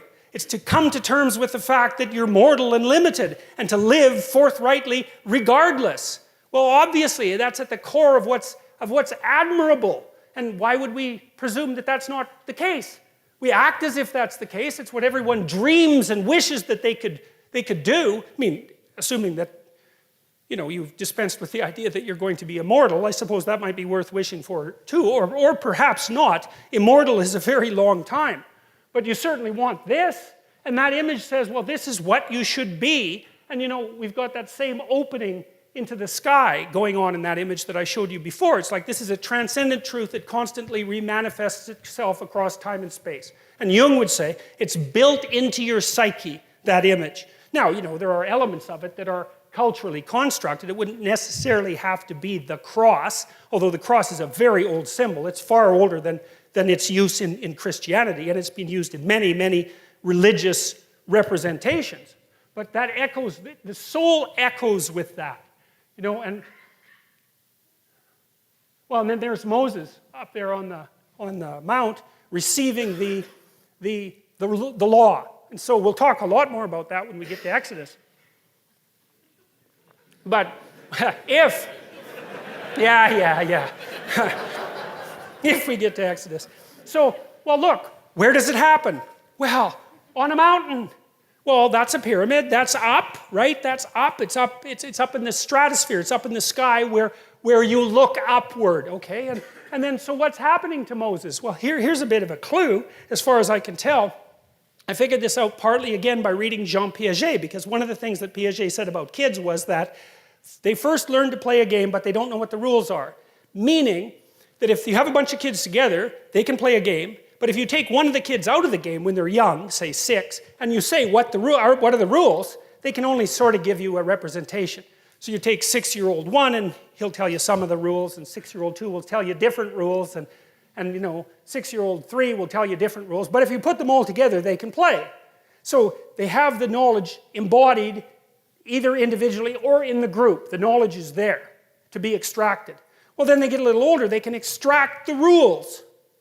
And then they start to play by the rules. And then Piaget's last step was, well, it isn't just that kids play by the rules, it's that they learn that they can make the rules. And he thought about that as moral progression. First you can play, then you can play by the rules. Then you learn, maybe, because he didn't think everyone learned this, that you're actually the master of the rules. That doesn't mean the rules are arbitrary. but it means that you can be the generator of the rules, assuming that you know how to play the game. And he thought about that as a moral progression. And then I thought, well, that's exactly what happened to Moses in the story of Exodus, because Moses is out there leading all those Israelites around, and like, they don't have a law, they don't have a lawgiver, they have a tradition, and they're all like crabby because, well, they're in a desert. It's like, they were in a tyranny, but now they're in a desert. It's like, that's no improvement. So they're really getting pretty bitchy about it. And so they're worshiping false idols and having one catastrophe after another. And they get Moses to judge their conflicts. And so he does that for God only knows how long. Forever. Crabby Israelites come to Moses and bitch at him. It's like, well, he did this and she did that. And so then he has to figure out how to make peace. And he does that so long that one of his, I think it's his father-in-law, tells him he has to stop doing it because he's going to exhaust himself. Well, then you think, well, what's happening? Well, and I'm not assuming that this is like a literal historical story. I think, again, it's a condensation. Well, any group has a set of customs, just like a wolf pack does. And so then the customs are being manifest, and someone who's a genius is watching and thinking, okay, well, what's the rule in this situation? What's the rule in this situation? What's the rule in this situation? And then in his imagination, the rules turn into a hierarchy, and then he goes up on the mountain and he goes bang, and he thinks, oh my God, here's the rules that we've been living by all this time. And that's the revelation of the commandments. Well, and you think, well, how else could it be? You think the rules came first and obeying them came second? It's like, no, the rules come first. Sorry, the actions come first. The obeying them comes first. And then you figure out what everybody's up to, and you say, hey, look, this is what you've been up to all along. And everybody goes, oh, yeah, that seems to make sense. And if it didn't, who would follow them? No one was going to follow them if they don't match what's already there. You just think about that as unjust. And so that's portrayed here as a cataclysmic human event. It's like, oh my God, we've been chimpanzees. We've been in this hierarchy of authority for so long. We have no idea what we're doing. And all of a sudden, poof, it burst into revelatory consciousness. And we could say, here is the law. And you say, well, is it given by God? Well, hey, it depends on what you mean by God. We could start with that presupposition, but it's not like it just came out of nowhere. It took and this is something else Nietzsche observed so interestingly. And he said, you know, that a moral revelation was the consequence of a tremendously long process of initial construction and then formulation. Thousands and thousands and thousands and thousands of years of custom, of building custom, before you get the revelation of the articulated law. And that's a description of the pattern that works. And let's say, well, what's the pattern that works? It's the game that you can play with everybody else day after day with no degeneration. And that's another thing Piaget figured out that's so brilliant, and that's his idea of the equilibrated state. It's an extension of Immanuel Kant's idea about the universal maxim, right? Act in a way so that each action could become a universal rule. That was Kant's fundamental moral maxim, and Piaget put a twist on that. He said, no, that's not exactly it. It's act in such a way that it works for you now and next week and next month and next year and 10 years from now. And so that while it's working for you, it's also working for the people around you and for the broader society. And that's the equilibrated state. And you could think about that as an intimation of the kingdom of the city of God on earth. It's something like that. And it's based on this idea that a morality has to be iterable. And you know, there's been lots of simulations online already, artificial intelligence simulations of trading games, right? I mean, the people who've been studying the emergence of moral behavior, say in artificial intelligence systems, have already cottoned on to the idea that one of the crucial elements to the analysis of morality is iterability. You can't play a degenerating game because it degenerates. Like, obviously, you want to play a game that at least remains stable across time. And God, if you could really get your act together, maybe it would slowly get better. And of course, that's what you'd hope for your family, right? That's what you're always trying to do, unless you're completely hell-bent on revenge and destruction. It's like, is there a way that we can continue to play together that will make playing together even better the next day? That's what you're up to. And, well, I don't see anything arbitrary about that. And part of it, and this is also why I think that bloody postmodernists are so incorrect, because you know, they say something like, there's an infinite number of interpretations of the world, and that's actually true. But then they make a mistake, and they say, well, no interpretation is to be privileged over any other interpretation. It's like, wrong, wrong. That's where things go seriously off the rails, because the interpretation has to be, and this is the Piagetian objection, is like, if you and I are going to play a game, rule 1 is we both have to want to play. Rule 2 is other people are going to let us play. Rule 3 is we should be able to play it across a pretty long period of time without it degenerating. And maybe rule 4 is, while we're playing, the world shouldn't kill us. It's like there are not very many games, like you don't send your kids out to play on the superhighway, right?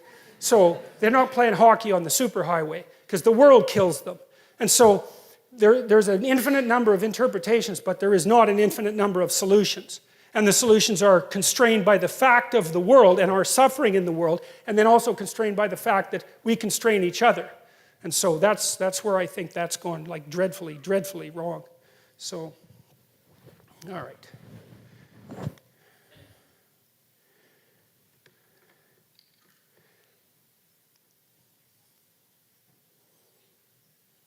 It's really fun to look at these old pictures once you kind of know what they mean.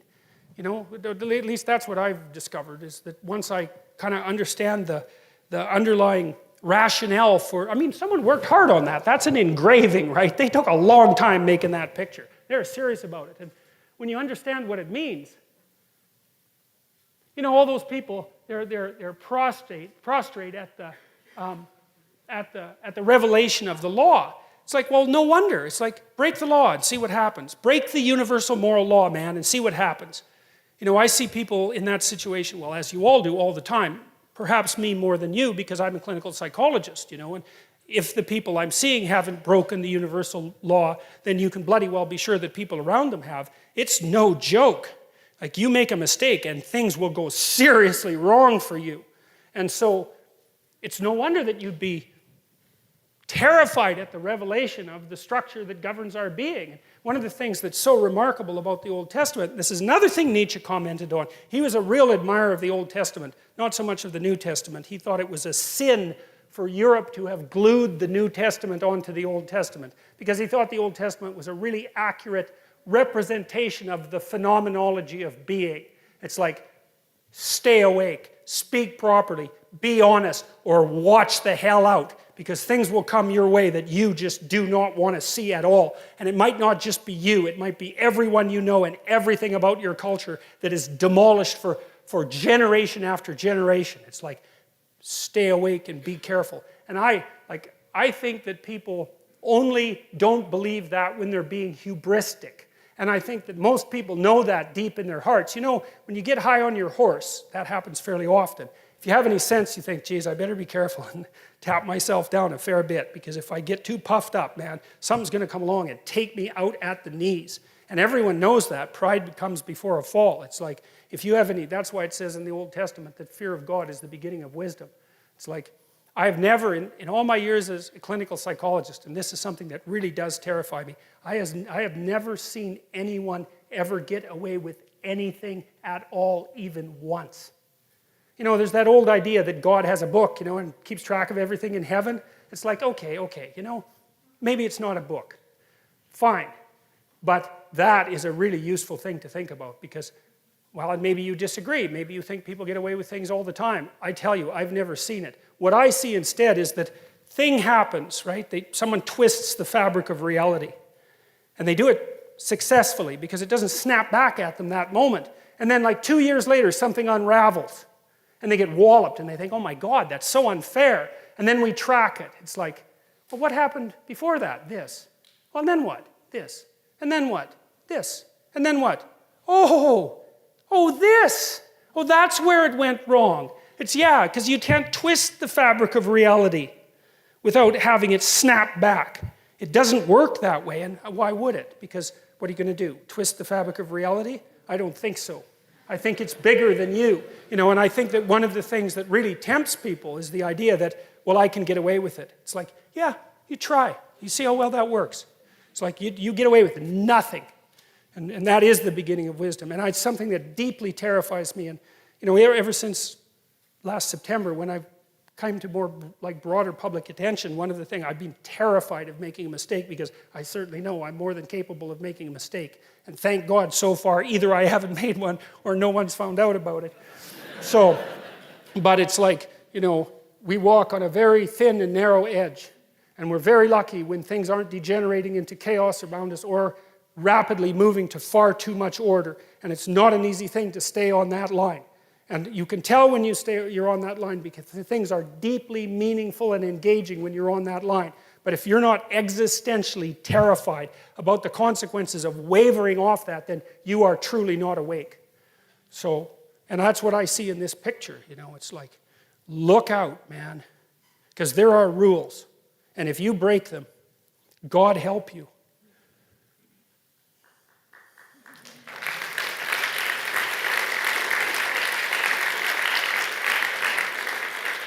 So one of the things that seems to me the case with regard, and I mentioned this in the question period a bit last time, is that one of the things that seems to be actually one of the advantages to gluing the New Testament onto the Old Testament is the idea of a transformation in morality that is analogous to the Piagetian idea that after you learn to play by the rules, you can learn to make the rules, because I think that's actually what happens to some degree in the transition between the Old Testament and the New Testament. Because in the Old Testament, most morality is prohibition. Here are things you shouldn't do. It's like, fair enough. And that's a lot of what you do with your kids. Don't do this, don't do this, don't. Especially when they're happy, you're always going around telling them to stop being so happy because all they're doing is causing trouble. It's quite painful if you're a parent and you notice that. But the first morality is prohibition, right? Control yourself so that you don't cause too much trouble. And then maybe if you get that down and you're good at it, then the next thing is, well, once you're disciplined, then you can start working towards something that's a positive good. And that's the transformation that seems to me to be fundamentally characteristic of the juxtaposition of the New Testament onto the Old Testament. But in these images, it's still something like serve tradition, serve the Father, psychologically speaking. Support the tradition, because you live on it. There, in the old Mesopotamian story, the Enuma Elish, which you can read about if you're interested in, the original gods, who are really badly behaved, they're like 2-year-olds. In fact, they're a lot like 2-year-olds. They kill the primordial god, Apsu, who's the patriarchal god. They kill him and try to live on his corpse. Well, that's what we all do, right? Because we live on the corpse of our ancestors. You could say we live on the corpse of our culture. It's dead. And that's not a great place to live, so you have to keep revivifying it so the damn thing, stays active and awake. You stay on the corpse for too long, and then the devil or the demon of chaos comes back, and that's what happens in the Mesopotamian story. It's like, don't be thinking that you can stay on the corpse of your ancestors for too long without contributing to the revivification of the system. Because the chaos that all of that holds at bay will definitely come and visit you. And you see that in stories like The Hobbit. Hobbits, they're nice, they like to eat, they're kind of fat, they're short, they're not very bright, they're hubristic. They have no idea what's out there in the broader world. They're protected, if you remember, by the Striders, who are the sons of great kings, who look like tramps. They have nothing but contempt for them. They patrol the borders and keep the bloody hobbits safe. But out there in the periphery, all hell is brewing and chaos is generating and forming. And that's an archetypal story, and that's why people like that story so much. Because that's exactly right. Like, we're the hobbits, and we are protected from chaos by the spirits of our dead ancestors, and we're too damn stupid to know it. And we think, oh, well, we don't need them anymore. And that, to me, that's postmodernism. That's what the bloody universities are doing with the humanities. It's absolutely appalling. And we will pay for it. So, unless we wake up, and hopefully we'll wake up, because that would be better than paying for it, even though being awake is rather painful. So then I had this vision one time, and I kind of portrayed it in this image of what the world was like. And I thought, well, it's not a pyramid. It's not a single hierarchy of authority. That's not what it is. It's an array of hierarchies of authority. So you imagine this sort of infinite plane. And in the infinite plane, there's nothing but pyramids. And inside the pyramids, there are strata of people everywhere, far as you can look. Some of the pyramids are tall. Some of them are short. They overlap. It's endless. The plane is endless. And those are all the positions to which you could rise.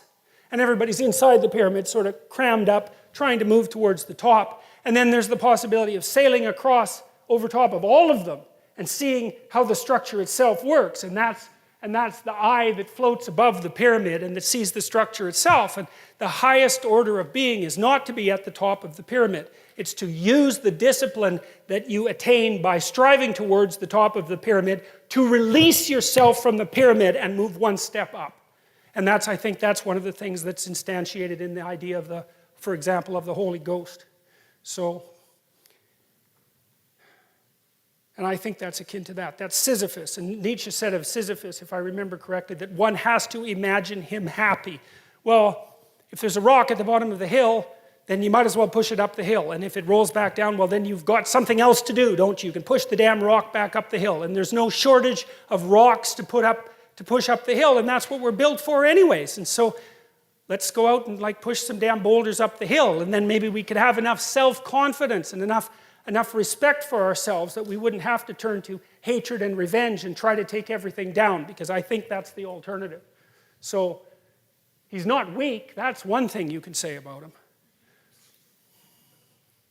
The same idea represented there, right? That's Atlas, who voluntarily takes the world on his shoulders. It's like the idea of Christ taking the sins of the world on his shoulders. It's exactly the same notion, which is the notion that you should be able to recognize in yourself all the horror of humanity and take responsibility for it, because that's what that means. And the thing that's so interesting about that is that if you can recognize in yourself all the horror of humanity, you will instantly have a hell of a lot more respect for yourself than you did before you did that.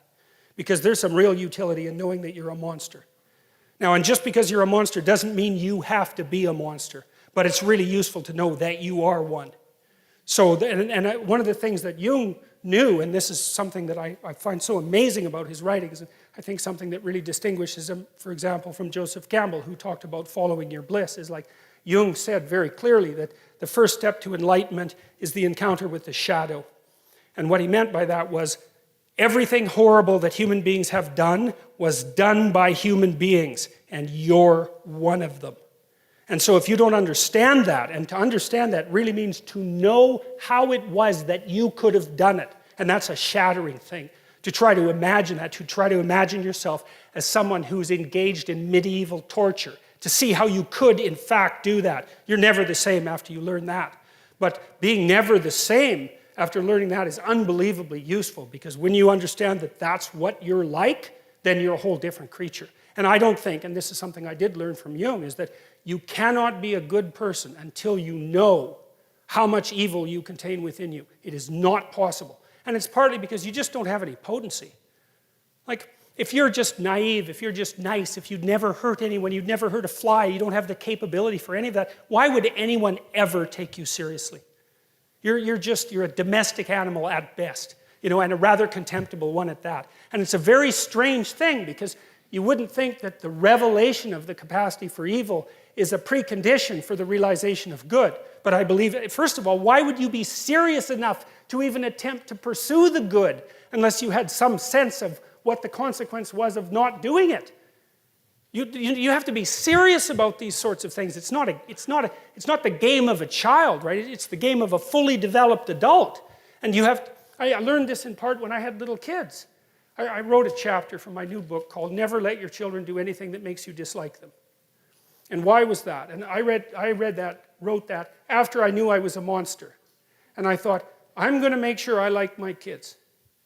I'm going to make sure they behave around me so that I like them. Because I'm way bigger than them. And I'm way more cruel than they are. And I've got tricks up my sleeve that they cannot even possibly imagine.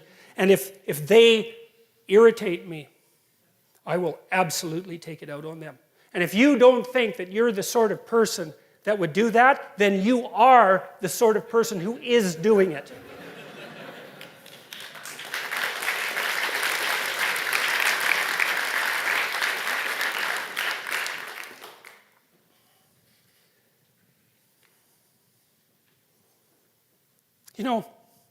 We're not going to get to Adam and Eve, haha.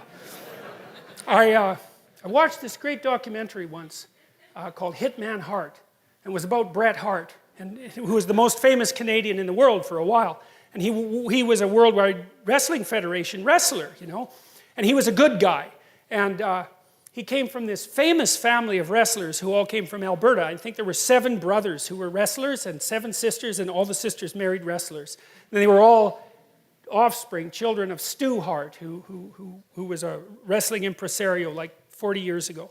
And it was it was such a cool documentary because I was always wondering, why in the world do people watch wrestling and believe it, believe it. Do you believe movies when you go watch them? It's like, that's a hard question to answer. Well, you're there, you do. And so if you're watching wrestling and you're a wrestling fan, do you believe it? Well, it isn't a matter of belief, it's a matter of being engaged in a drama.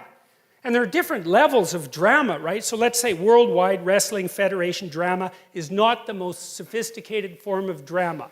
Okay, but I'm not being a smart aleck when I'm saying that. There's drama of different sophistication for different people. And that's also why religious truths exist at multiple levels simultaneously, right? There's got to be something in it for everyone. And that's a hard belief system. That's a hard system to put together. Something for the unbelievably sophisticated and something for the common person. Okay, so we have wrestling, and Bret Hart was a good guy, and he fell into the archetype of being a good guy, and that's partly what the story's about. It was a bit too much for him.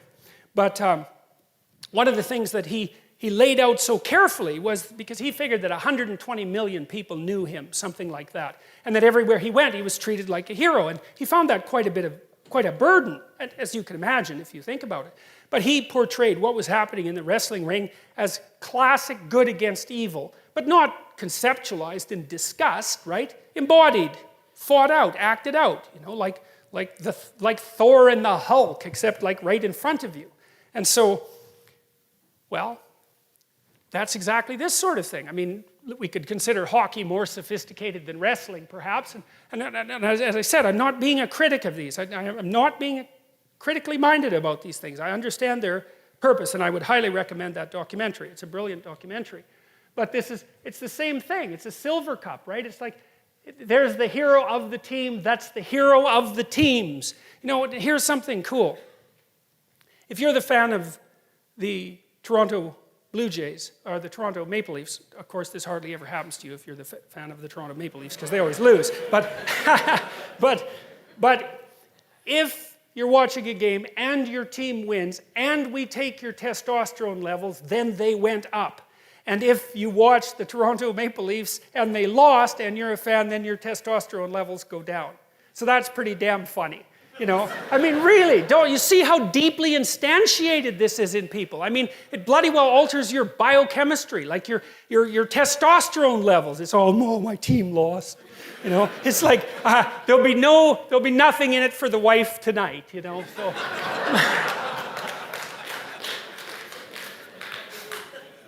Yeah, God.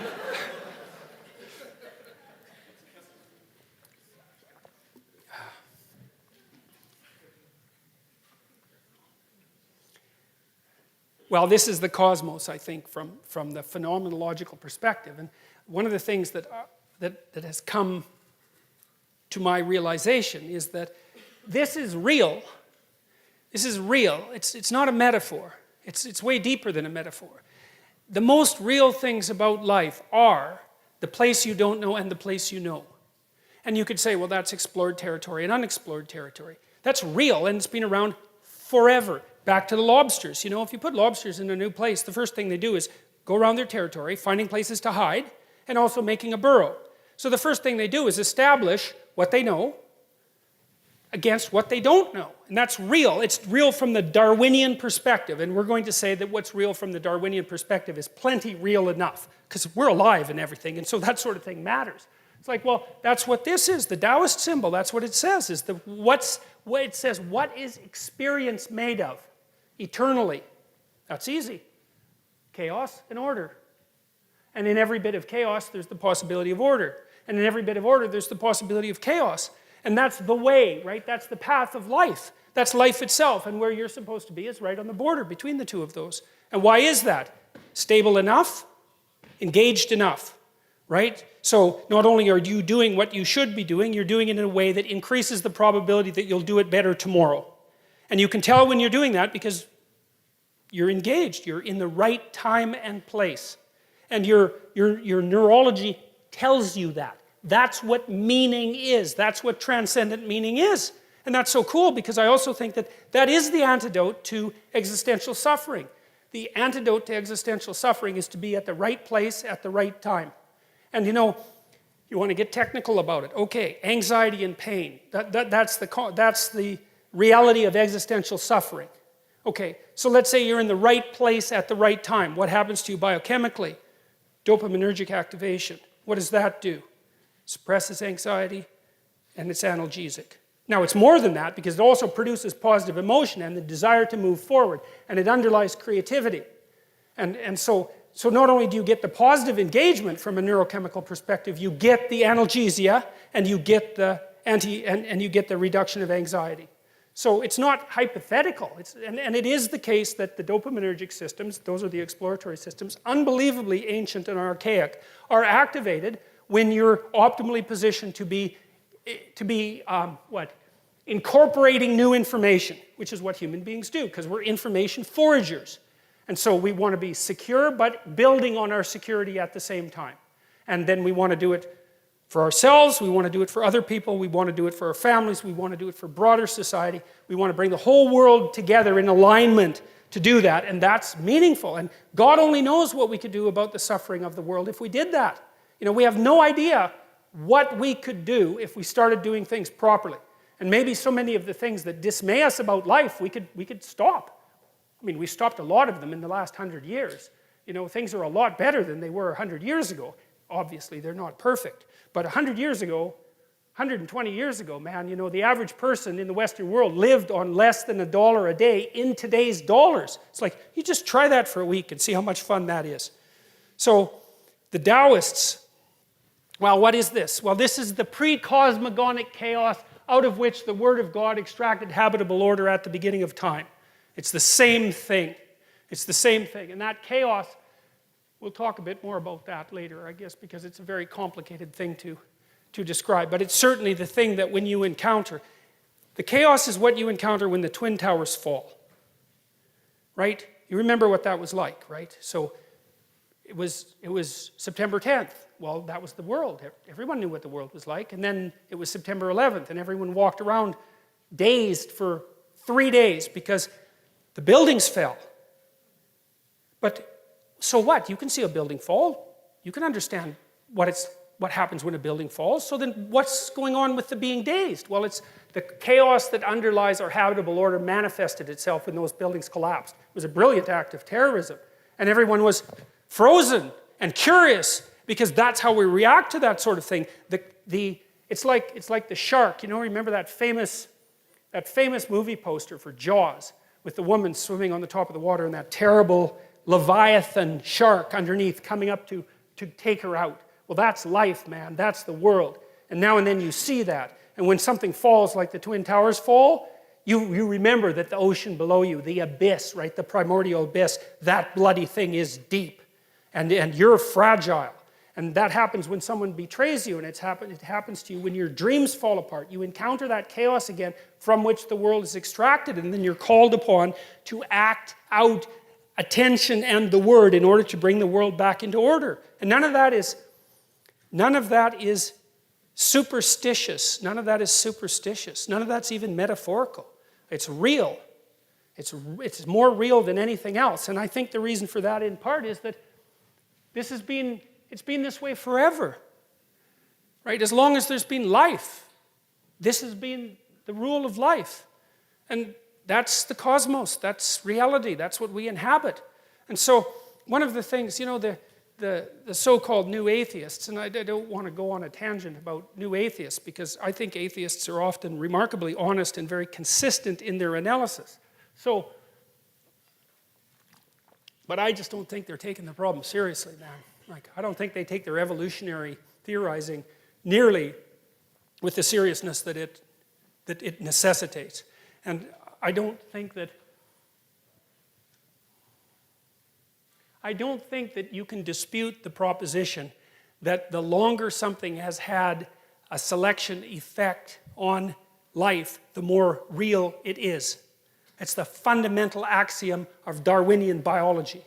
And I think the Darwinian world is more real than the physical world. That was the argument that I was trying to have with Sam Harris, and I didn't do the world's best job of that, although it went not too bad the second time. But it's not something to be taken lightly. It's a very serious, profound, and meaningful proposition.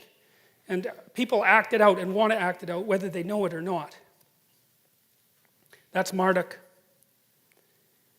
So the story of Marduk, I'll just give it to you very briefly. Tiamat and Apsu are locked in embrace at the beginning of time. Goddess of salt water, god of fresh water, together. Chaos and order, right?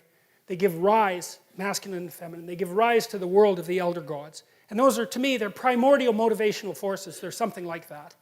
And their rage and their lust and their love and all these things that possess us that are there forever. And they're out in the world acting.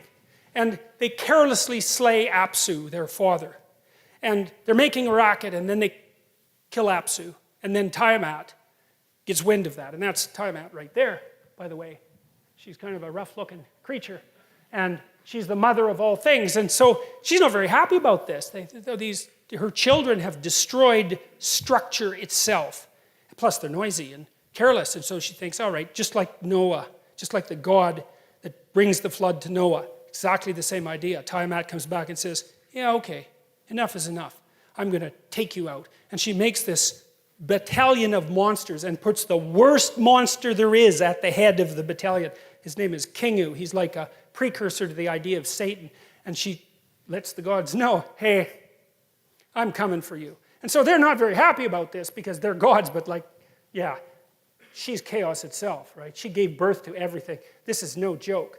And so they send one god out after another to confront her, and they all come back with their tails between their legs. There's no hope. And then one day there's a new god that emerges, and that's Marduk. And the gods know, as soon as he pops up, they know he's something new. Remember, and this is happening while the Mesopotamians are assembling themselves into one of the world's first great civilizations. So all the gods of all those tribes are coming together to organize themselves into a hierarchy to figure out what proposition rules everything.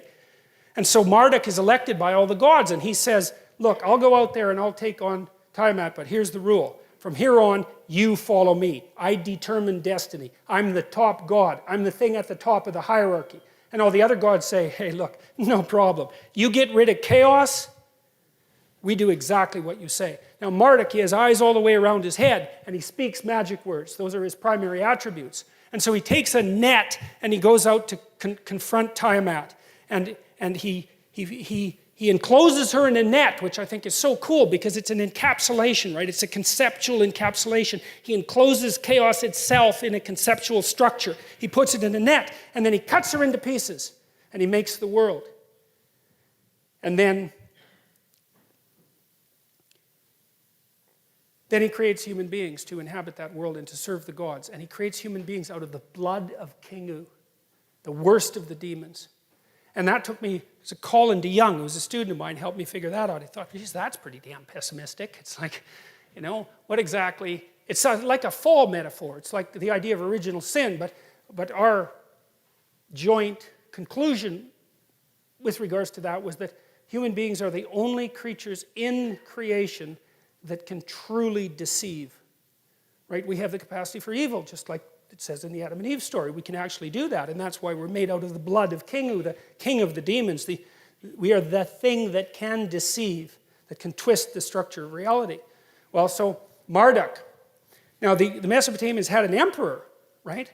And the emperor was the avatar of Marduk. That's what made him emperor. He was only an emperor if he was going to be Marduk. He had to be a good Marduk, which meant he had to confront Tiamat, chaos, and cut her up and make order out of her pieces. And what the Mesopotamians used to do at the New Year's celebration, they'd go outside their walled city, and that's explored territory versus unexplored territory. They'd go outside their walled city into chaos, and they'd bring all the statues that represented the gods, and they'd act this out.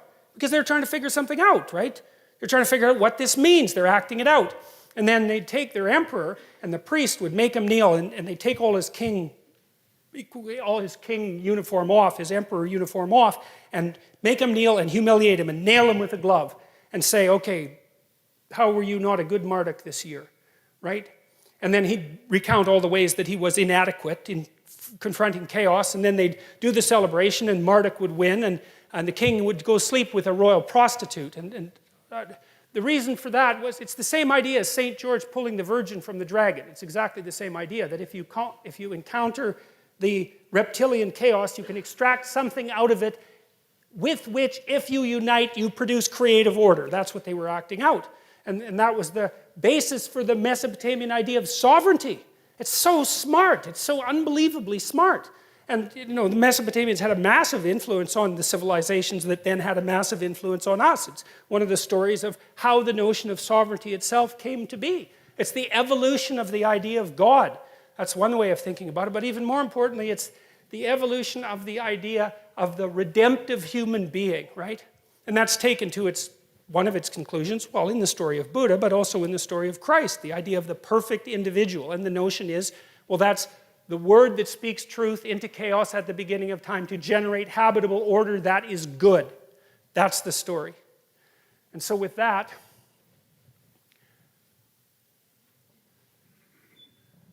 let's see. I'll just show you these pictures because they're so interesting. Once you know what they mean, they're so cool. That's a symbol of infinity. Well, that's Hercules and the Hydra. Well, what's life like? You cut off one head. What happens? 7 more grow, right? Well, what do? Run home? Well, no, that's not what you do. This is what you do. You fight it. It's the chaos that generates partial chaos. It's the ultimate chaos that generates partial chaos. But that chaos also is what revivifies life, because otherwise it would just be static.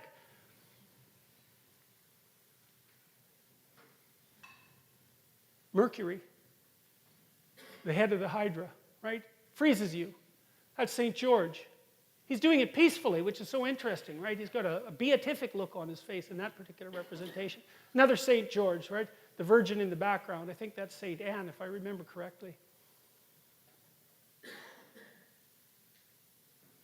St. George, he's the patron saint of England. Here's an interesting one. This actually sheds light on the human proclivity for warfare. St. George, that's a Muslim soldier. It's really easy to transform the enemy into the dragon, right? Because the enemy is often the predator, and we do that instantaneously, right? Without a second thought. And so then we can go to war morally, because why not take out the snakes? Well, the problem is, where are the snakes? Well, maybe they're outside, and maybe they're not. Maybe they're in this room, and even worse, maybe they're in you. And that's wisdom, when you know that they're in you. And why wouldn't she be happy about that? Especially if she had a child, right? Seriously.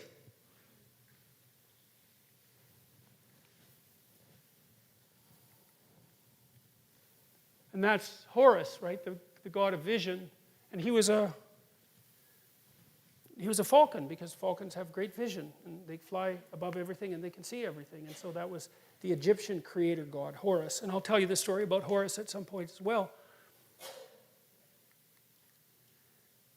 Now, here's some pictures that demonstrate what I had described as the emergence of, let's say, the meta-hero out of the hero. So there's the person you admire, and then there's the set of people that you admire, and then there's the meta set of admirable people and the extraction of that ideal. As far as I can tell, that's just what's portrayed in these images.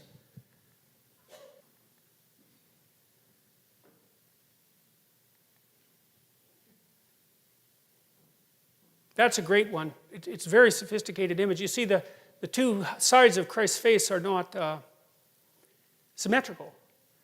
One's God and one's man. That's what that icon means.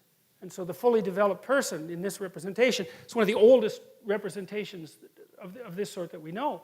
The idea is that there's the human person in his ordinariness, let's say, and then there's this kinship with the divine that's associated with the willing adoption of the responsibility of mortal being. And that produces this union, and then it's manifest in a book, right? Because that's speech, and it's associated with the Son, right? It's the proper way of being.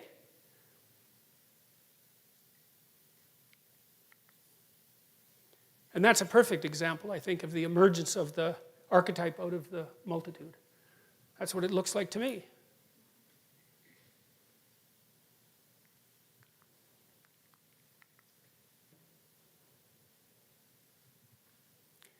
And so, I guess now we're done with Genesis 1, and that took 3 lectures, but God's complicated, you know? That's the thing. So,